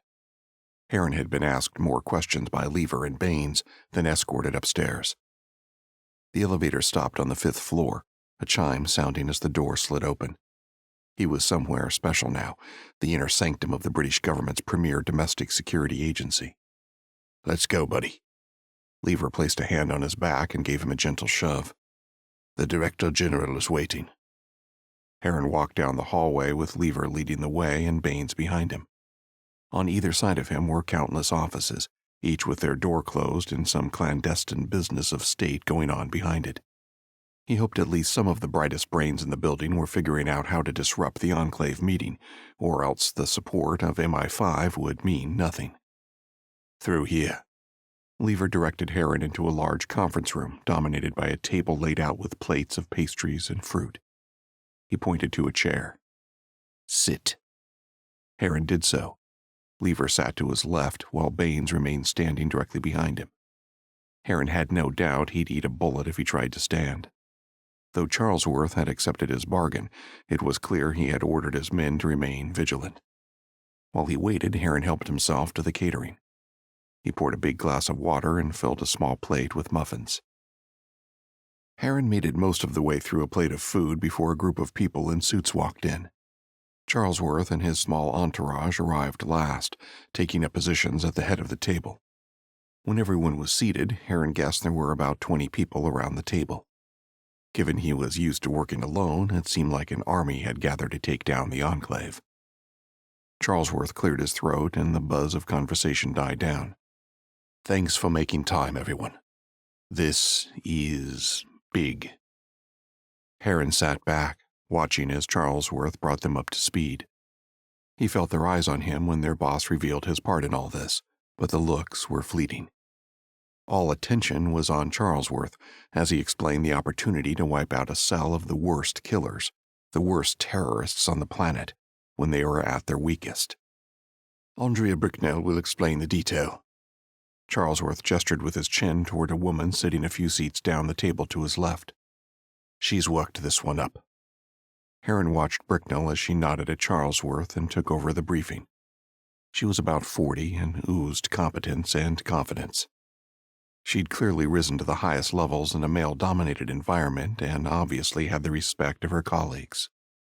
She pointed a remote at the wall and pressed a button. The lights dimmed and a map was projected onto the space. This is Queen Square in Bath, where Mr. Herron tells us the meeting will take place at midnight tonight. She clicked and 4 arrows appeared, one at each entrance to the square. The strategic situation is complex because through a terrible quirk of timing, a local Jane Austen festival will mean vastly more civilians than usual are on the street tonight. One of the executives leaned forward. Could we cancel the festival? Bricknell shook her head. No, it would be a dead giveaway, and they'd likely disperse and cost us our chance. We'll just have to manage the situation. So when the meeting begins, 4 tactical teams will converge on the space. We'll have one backup team on the ground, another team in the air, snipers on the rooftops, and drones on station. If all... Herron interrupted Bricknell. This all sounds a little pedestrian. This is a group of the best killers on the planet. You need to hit them way harder than that. Charlesworth held up a hand to forestall Bricknell's response and threw an icy glare at Herron. You may think you have a say, Mr. Herron, but make no mistake about your role here. You'll be in Bath to eyeball the master and confirm his presence. After that moment, your role is done. Any other views you have are irrelevant to me. This is our operation. Herron nodded. There was nothing to say. The balance of power was clear. He sat back and crossed his arms. Charlesworth lapsed into silence while Bricknell finished outlining the operation. Then he looked around the table. If everyone is satisfied, I'll call the Prime Minister. He picked up his cell phone and dialed. The call was answered quickly, and the spymaster kept his features neutral, his voice low and his hand covering his mouth as he spoke. As the seconds ticked by, there was an electricity in the room. Herron knew the feeling well. It was the collective buzz of an upcoming mission, equal parts excitement and fear, which would reach a violent crescendo. After several minutes, Charlesworth terminated the call and turned back to the conference room. The conversation up and down the table quickly died down, and every MI5 staffer turned their eyes to their boss. Herron already knew what Charlesworth was going to say because there was only one thing for him to say. No national leader would let a group of elite assassins hold a meeting on their soil without trying to stop it. Charlesworth's look was ashen. We have authorization. We commence in 1 hour. Herron stayed put as the 20 or so MI5 staff rose from their seats and hurried out to prepare. Only Charlesworth, Baines, and Lever remained, the 2 agents staying on guard duty while their boss sat down directly opposite Herron. Charlesworth locked Herron with an icy glare. Just to be absolutely unambiguous, Agents Lever and Baines will ensure you do precisely what you're told and nothing else. They have orders to execute you at the first sign of trouble.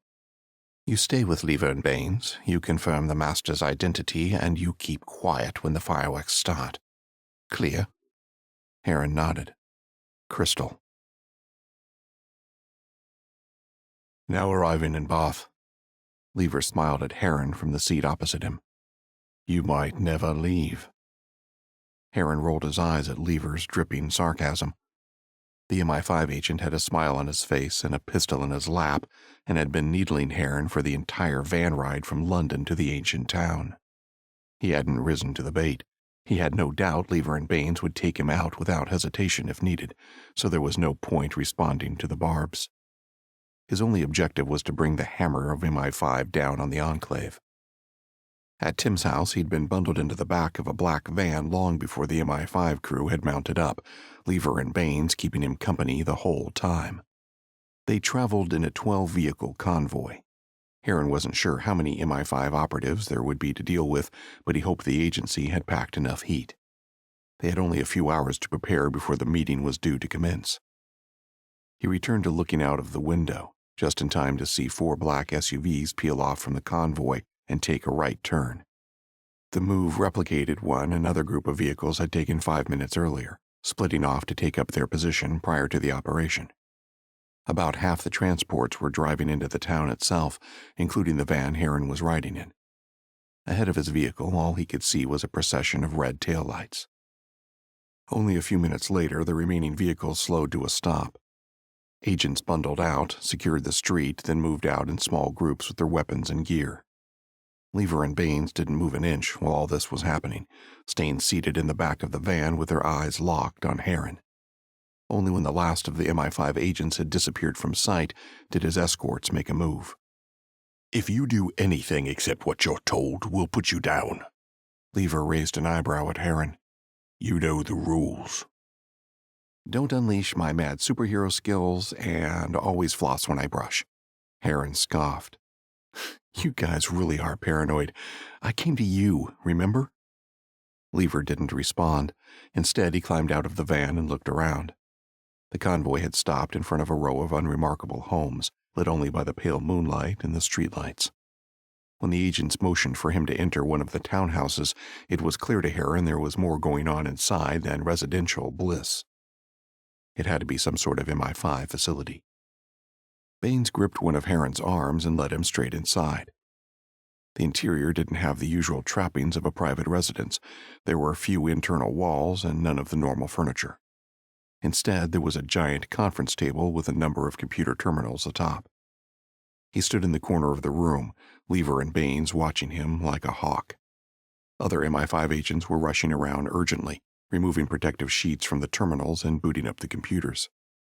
There was an organized efficiency to the agents that was impressive. Each executed their role perfectly. It was like watching a military unit in action. "We're not quite like the FBI, Mr. Herron," Charlesworth said as he entered the room. "We're better." Herron shrugged. "I hope so, because they never dealt with the Enclave on American soil. We'll see if you guys are up to it."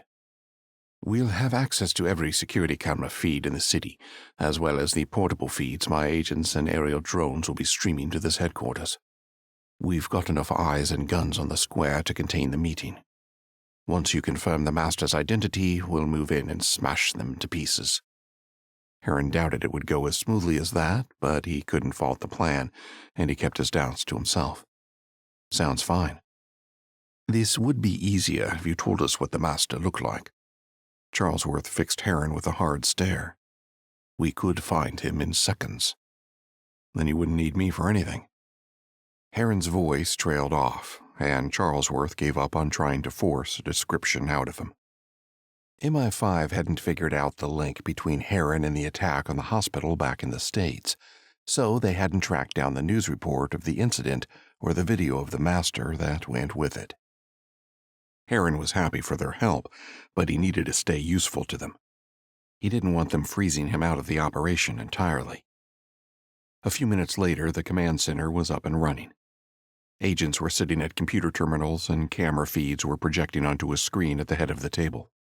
Though it would have been easier to spot the master in the daylight, the feeds were good enough to do the job.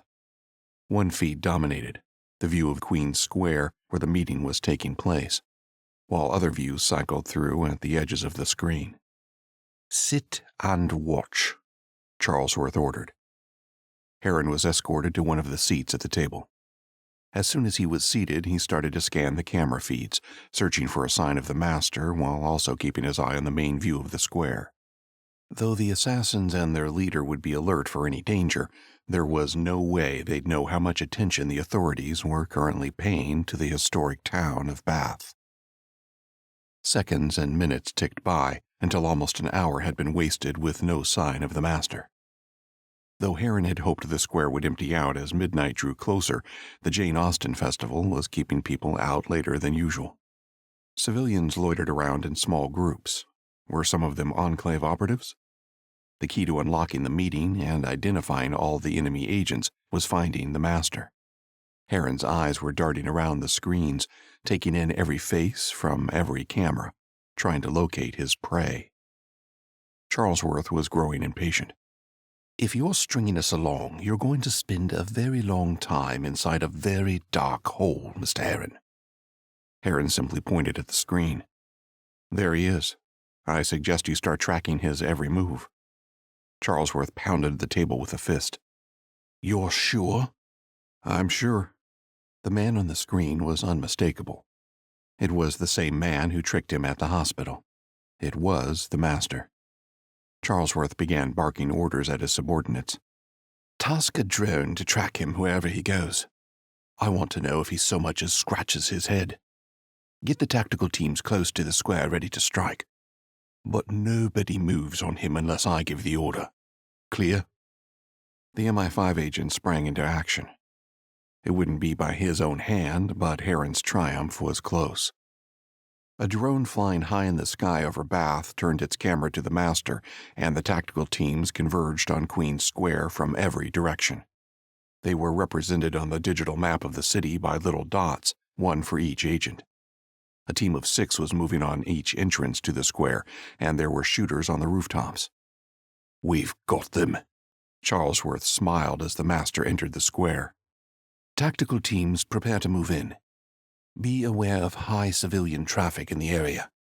Primary target is an older male wearing jeans, a red sweater, and a black cap. Bag him if you can. Secondary targets are unknown but assumed. Lethal force authorized on anyone who was armed." As commanders implemented Charlesworth's orders and issued a few of their own, Herron squinted at the video screen. Something wasn't right. One of the smaller feeds being relayed from a drone had caught his attention. Herron turned to the agent operating the screen and decided which angles to show. "Can you maximize feed 4 so it's larger on the screen?" "Sure." The agent started to do as he'd been asked, then looked to Baines and Lever for permission. They nodded, and a second later the display changed to show the feed. Herron's eyes widened. The niggling unease in the back of his mind now howled like a klaxon.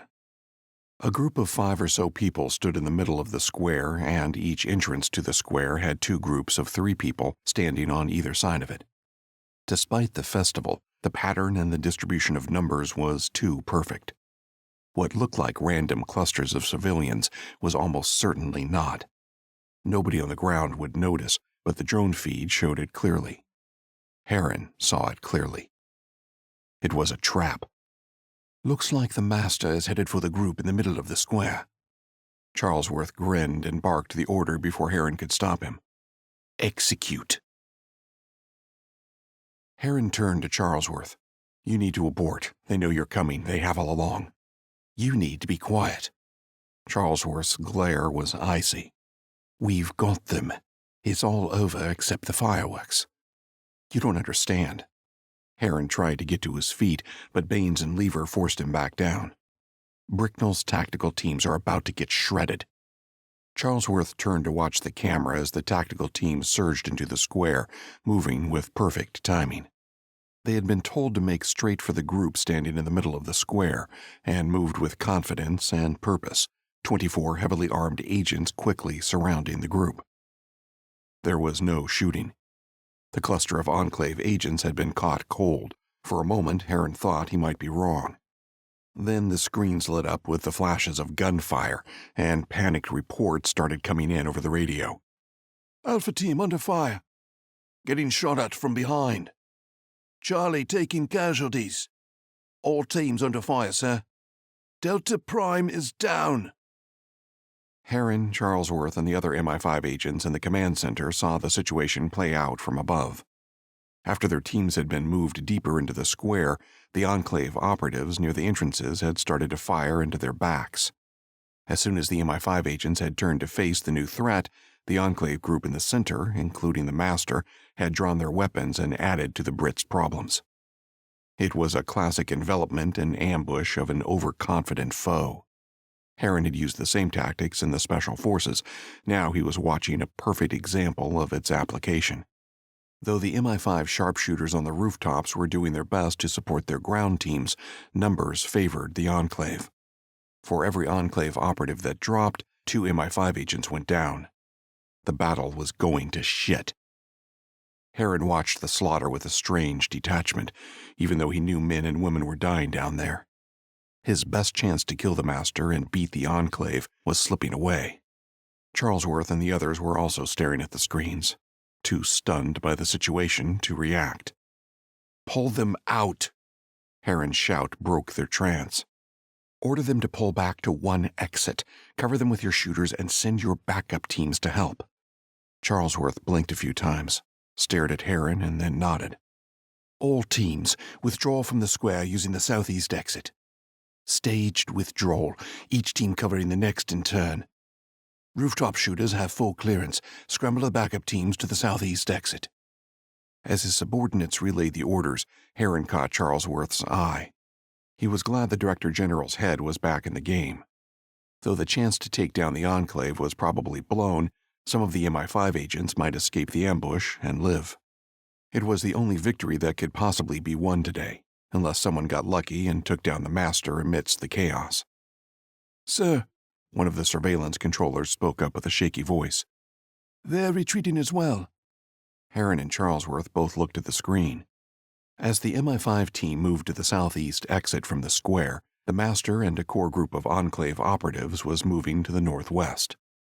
The two groups were still exchanging fire, and shooters on both sides were dropping, but the distance between them was growing, and the gunfire was slackening.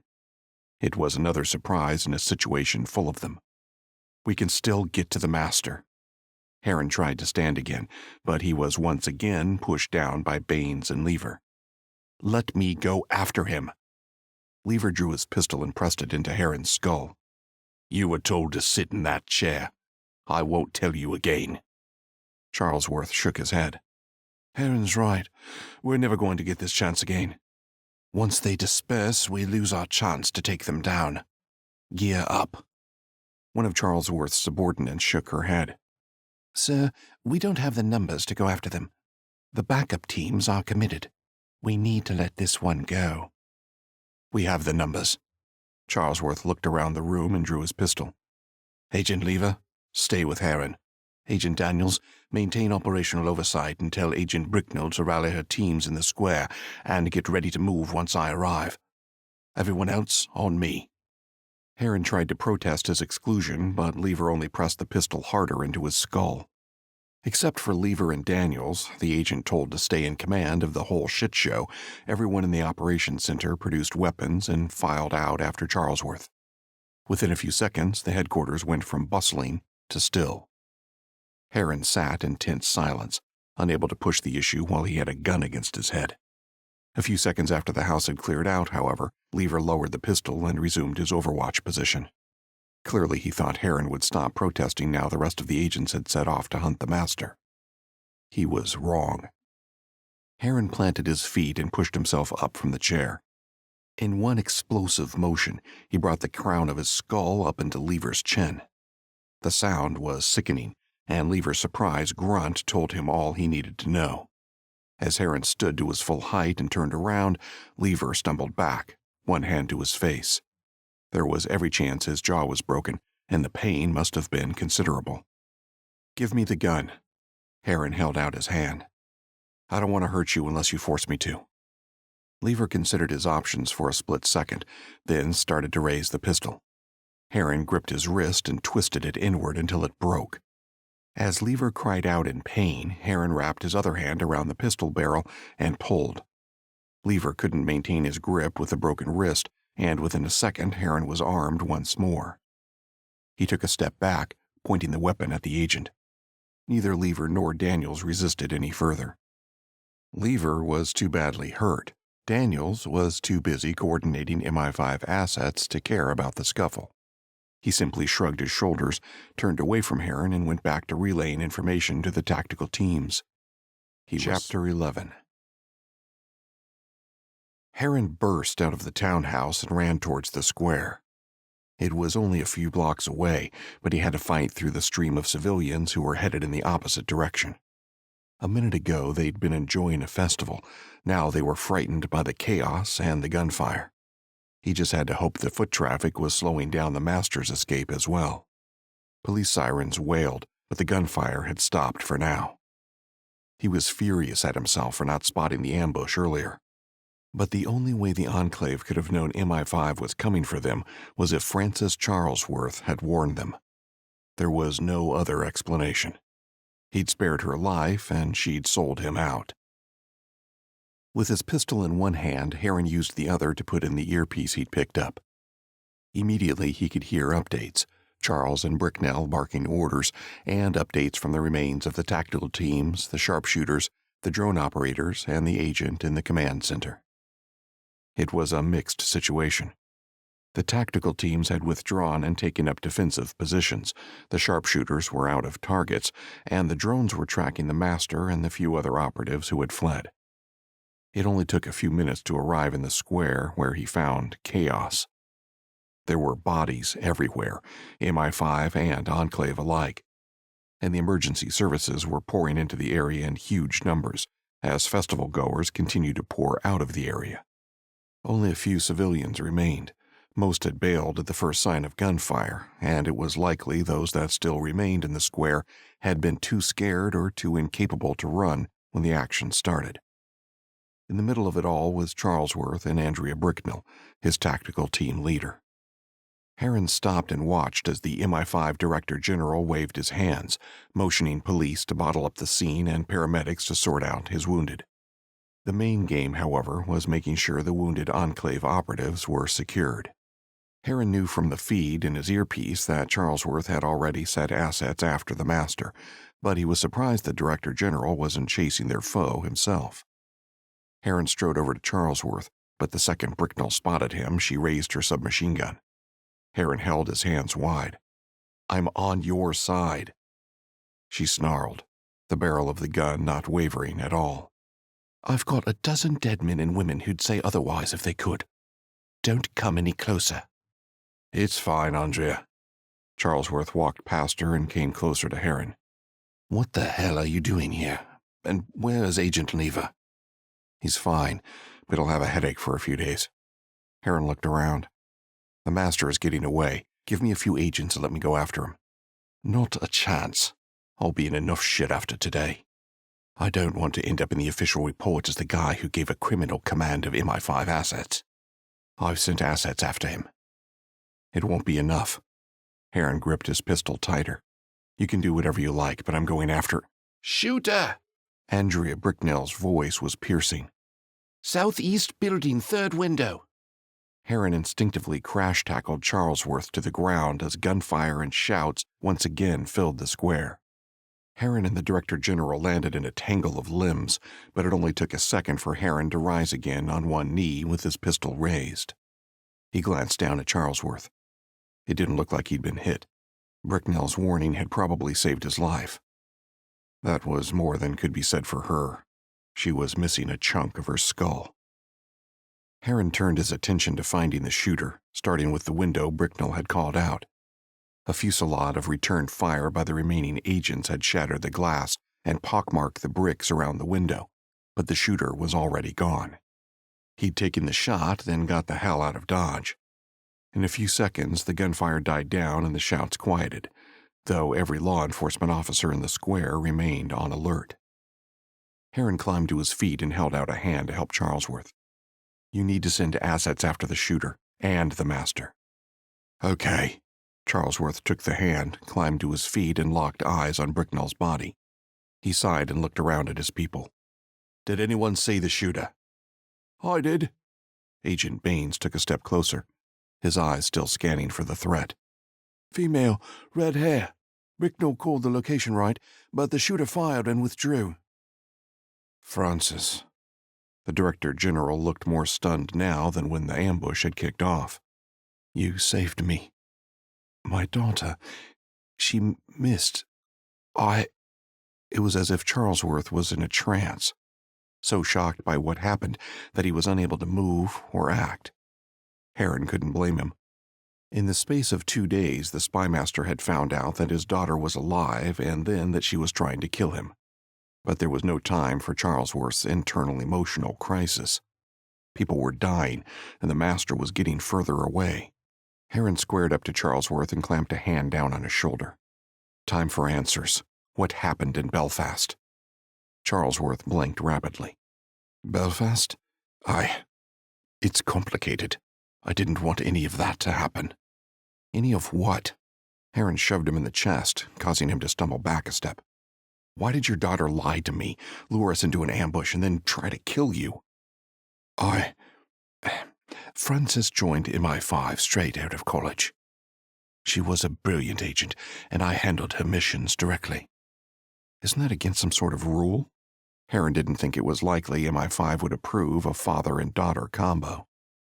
I make the rules. Charlesworth snapped. I got her through 14 operations unscathed. Then I was ordered to extract our highest value asset from Belfast. This guy had been on the front line of our work against the IRA for 25 years, but he'd been found out. Losing him would have been disastrous. He had a lifetime of secrets. Francis was tasked with getting him out. It went south. Francis and the asset were cornered. You burned her, didn't you? You chose your career and the life of an old man over the life of your daughter. Herron shook his head slowly.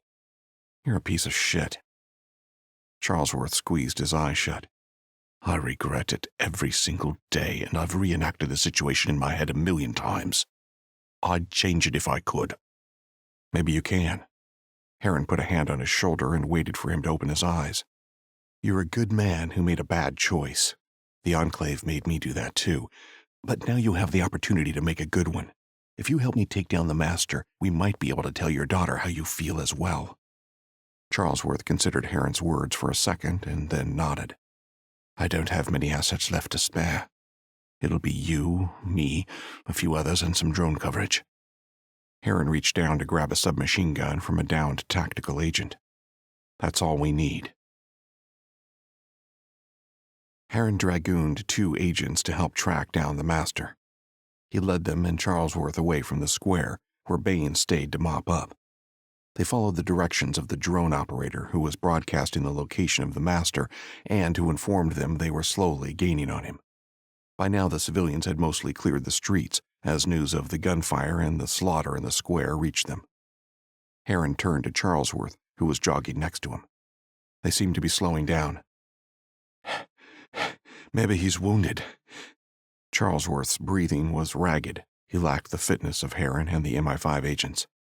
Possibly, but he's played us so well this whole time that I wouldn't guarantee that this isn't some larger play. The drone operator spoke in their earpieces, cutting him off. Sir, the primary target has entered a house with 2 others. We've got agents on containment. Got him, Charlesworth smiled. Keep those agents outside until we get there. Nobody goes in or out of that building. Herron frowned. It all seemed too easy. They were only a street away from the house by now. As he flicked off the safety of his submachine gun, the rest of his posse did the same. From up ahead came the chattering of submachine guns and the deeper boom of a rifle. Herron cursed. Charlesworth, check in. Charlesworth nodded and linked comms with the drone controller. There was no fear or hesitation in the spymaster's eyes, despite all that had gone wrong. Charlesworth wanted to find his daughter as much as Herron wanted to find the Master, though for different reasons. The agents at the front of the house are under attack. The voice of the operator was calm, despite the situation. Take your next left and then the next right. Herron broke into a run again, the others right behind him. He turned the last corner and pulled up short. 3 MI5 agents were sprawled on the ground outside a normal-looking home, all with gunshot wounds. 2 of them were on their backs, unmoving, while the third was on his side and slowly crawling away from the house. Cover me. Herron ran over to the wounded man and knelt beside him. We'll get some paramedics here to help you. Okay. The agent rolled onto his back. He'd been shot in the shoulder and left a trail of blood as he crawled away. Who are you? A friend. Herron pressed down on the man's wound to staunch the bleeding. What happened here? The agent coughed. We had them bottled up from the front, and there was another team watching from the back. A woman hit us in the rear, and then ran inside. A woman? Charlesworth said. Did she say anything? Did she look about mid-30s? Something like that. The agent coughed again. We were too busy getting our asses handed to us to take a description. Keeping his submachine gun at the ready, Herron ordered Charlesworth to call in some paramedics. Then he told one of the other agents to check the 2 fallen men who were beyond help, and tasked the other with keeping pressure on the wounded man's shoulder. His earpiece crackled. Director General, the team at the rear of the building is still intact. The targets are still inside. We have agents converging on your location. We're not waiting, Charlesworth said. All the answers are inside. Herron nodded. Let's go get them. He advanced with his submachine gun leveled, taking up position on the left of the door with Charlesworth stacked behind him. One of the agents stood on the opposite side of the entrance. Herron whispered, "On 3. He nodded once, twice, 3 times. As the agent pressed down on the handle and eased the door open, gunfire roared from inside the house. Shots ripped through the wooden door, the agent taking the brunt of the fire. He screamed and fell to the ground. Herron cursed and pushed Charlesworth back out of the line of fire. "There's no way we can push inside through that door," Charlesworth said through gritted teeth. "It's a suicide mission." Herron thought a moment. "Can you get in touch with your drone operator one last time?" "My drone operator? Why, Charlesworth's look of confusion changed into a smile. "Oh, this is going to be fun." Herron nodded, and Charlesworth called in the instructions. Herron still found it strange that the master and his people had holed up inside a building, but he'd given up trying to figure out the way the man thought. The master had outsmarted him several times. Now Herron was going to outmuscle him. "You want me to do what?" The drone operator sounded shocked. "Are you sure, sir?" "Stop wasting time," Charlesworth said. "Get it done, or I'll find someone who will do what I ask, and you'll be manning a desk in the Orkney Islands." The abuse worked. There was nothing but silence for 30 seconds, then Herron heard a high-pitched whine, gradually becoming louder. He took a few more steps back from the door and waited. A moment later, he spotted a small drone descending rapidly and heading straight toward the front door of the house at high speed. Herron looked back at Charlesworth. "Ready?" The drone slammed through the front door and crashed inside. The flash of an explosion brightened the night, followed by a muffled boom and cries of pain. Their impromptu battering ram had worked. Herron rounded the door, stepped through it, and searched for a target. He assessed the situation in a split second. The crashing drone had taken down the Enclave operative, while another one was standing at the top of the stairs. Herron fired first, and red blossoms appeared on the woman's chest. She dropped, her own shots going wild. Herron turned to Charlesworth. "Cover the stairs. If you see anyone, even Francis, you take them down." He kept moving through the interior, searching each room. He was definitely outnumbered and probably outgunned, but he wouldn't slow down now if he was so close.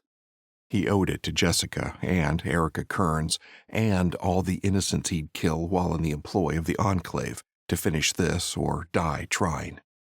The front 2 rooms off the hallway, both bedrooms, were clear, and so too was the living room at the back of the house.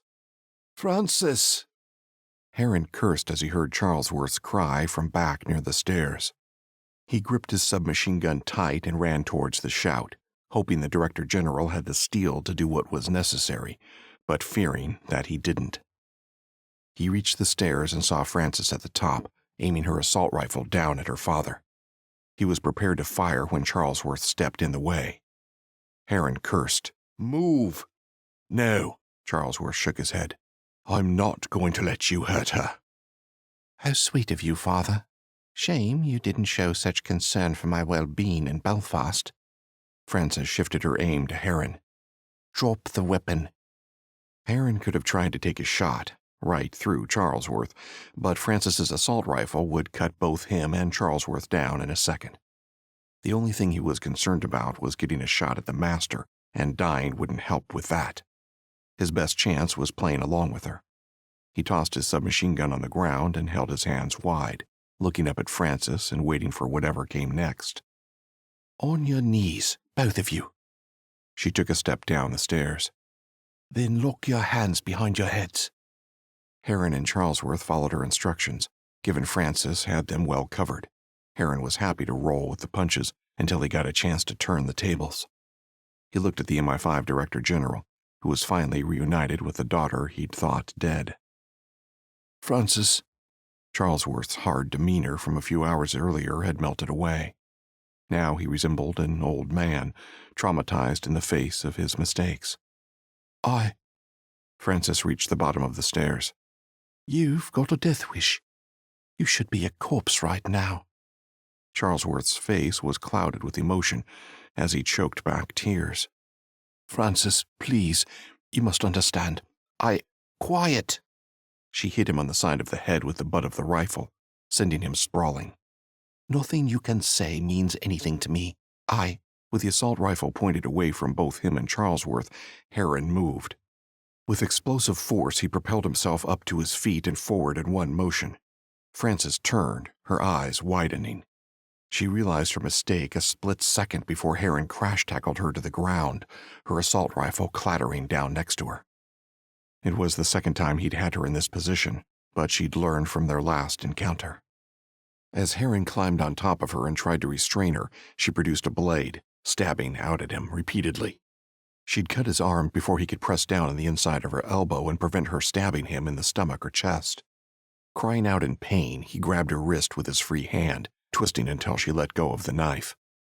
Herron pinned her arms, using his superior strength to subdue her. "You betrayed me." She struggled to get free, but without the knife, she'd lost her advantage. You were a means to an end. Herron maneuvered a knee to cover one of her arms. With a hand that freed up, he picked up the knife and put it to her throat. "I was what?" "Don't move an inch." The voice boomed through the house, cutting off Frances before she could reply. Herron kept the blade pressed against her throat as he looked for the new arrival. The master was slowly descending the stairs, a pistol aimed down at them. He was walking with a limp, and a red stain had darkened his chinos near the calf. While that explained how they'd been able to catch up with him, it didn't matter. He still had the drop on Herron and Charlesworth. Though Herron doubted talking would do much good, he had to try. "Why come to this place? You've got no chance of escaping." "Well, this wasn't exactly how I envisaged my plan playing out." The master sighed. Frances saw to that. "But every cloud has a silver lining. If I'd simply fled, I'd have been an easy target, but now I've got the Director General of MI5 in my grasp. The British won't make a move on me while I have Charlesworth." "That's your plan?" Herron raised an eyebrow. "It'll fail as badly as your attempt to reform the Enclave." "Reform the Enclave?" He laughed. "Idiot. I'm the master until I stop breathing. Though you wiped out the handlers, I still have the contact details for every operative around the world. The Lazarus Protocol is a sham. When it was clear you weren't going to give up chasing me, I put a plan in place to stop you. You'd proven to be resourceful and damaging, but you're also predictable. I knew you'd find out I'd fled to Europe and start by looking in the safe houses, so I planted Frances at one of them to feed you bait and lead you here to me. Then I called every agent here to ambush you when you arrived." The master gave a bitter laugh. "Unfortunately, Miss Charlesworth went a mile off mission and involved MI5 so she could get back at her own daddy. I planned to down you using overwhelming force, not lose most of my operatives when half of MI5 showed up to take me down."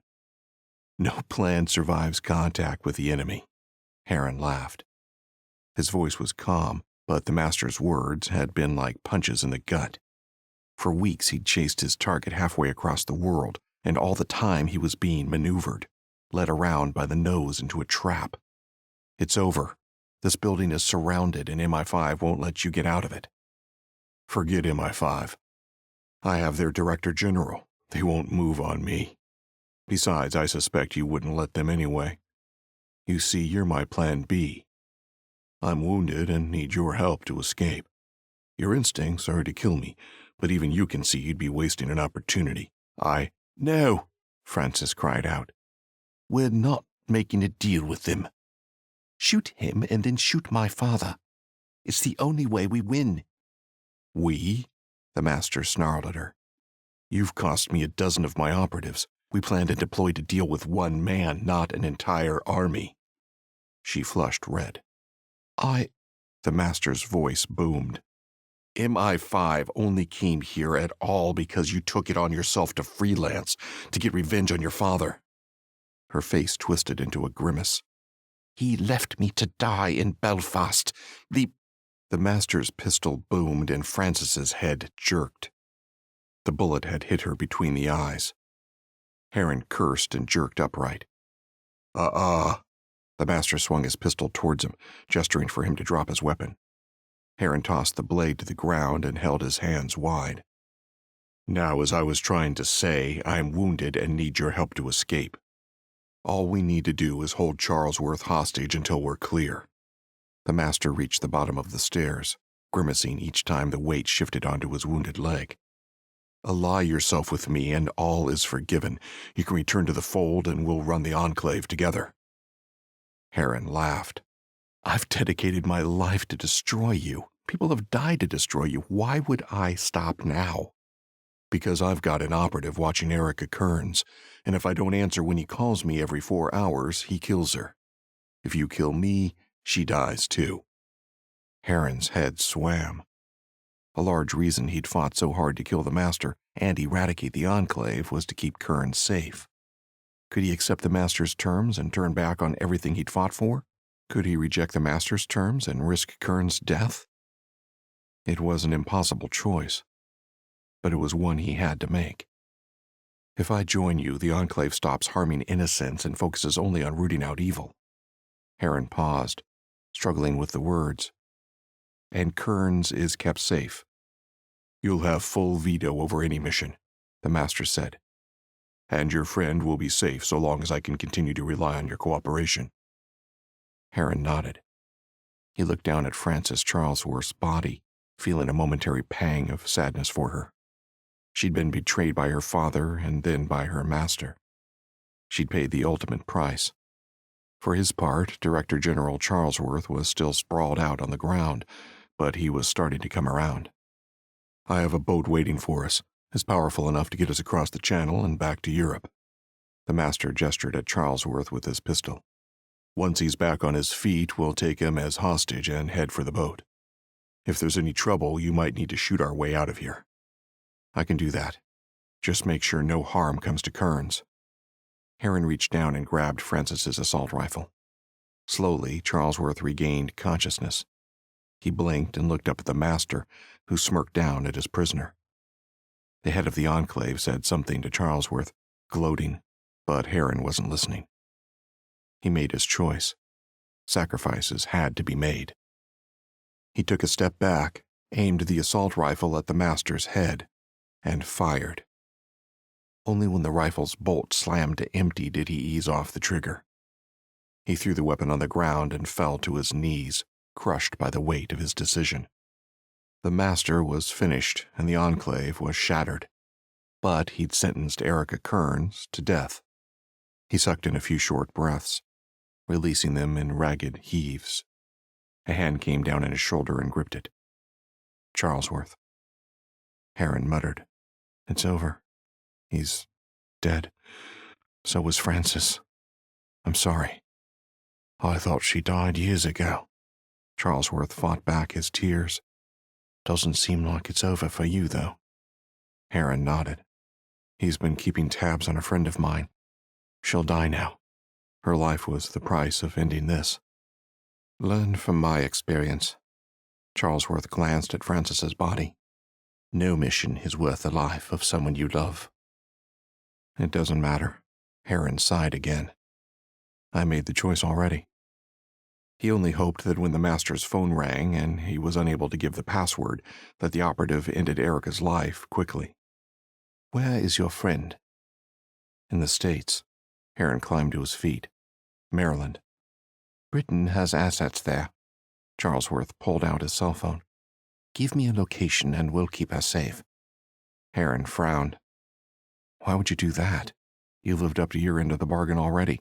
I said I'd submit myself to you once the master was killed." "Because I think you're a good man who's trying to redeem himself. You tried to save my men by alerting us to the ambush. You saved my life, and you didn't kill my daughter when you had the chance." Charlesworth gave a sad smile. "And because I don't want you to suffer the same loss I have for simply doing your duty." Herron was stunned by the offer. He checked his watch. "Send assets to the McDonald's in Frederick, Maryland. She'll be there for breakfast in an hour from now." Charlesworth nodded and made the call. After speaking for a moment, he asked Herron to describe Kearns and relayed the description, then ended the call. "She'll be safe. Thanks. Now I'm yours to do what you want. Charlesworth held up a hand. You're free to go. And I suggest you go quickly and far from the western countries. I can only offer a limited amount of protection. Herron watched in disbelief as Charlesworth turned and walked out the front door of the house, leaving Herron with the bodies of Francis Charlesworth and the master. It felt strange that Herron's enemy was dead without ever knowing the man's real name, but it also seemed fitting. Like the Enclave, the master would now fade into obscurity. Lazarus wouldn't rise after all. It was over. This has been The Lazarus Protocol, a Mitch Herron action thriller. Mitch Herron, Book 3. Written by Steve P. Vincent. Performed by Tom Jordan. Copyright 2018 by Steve P. Vincent. Production copyright 2018 by Steve P. Vincent.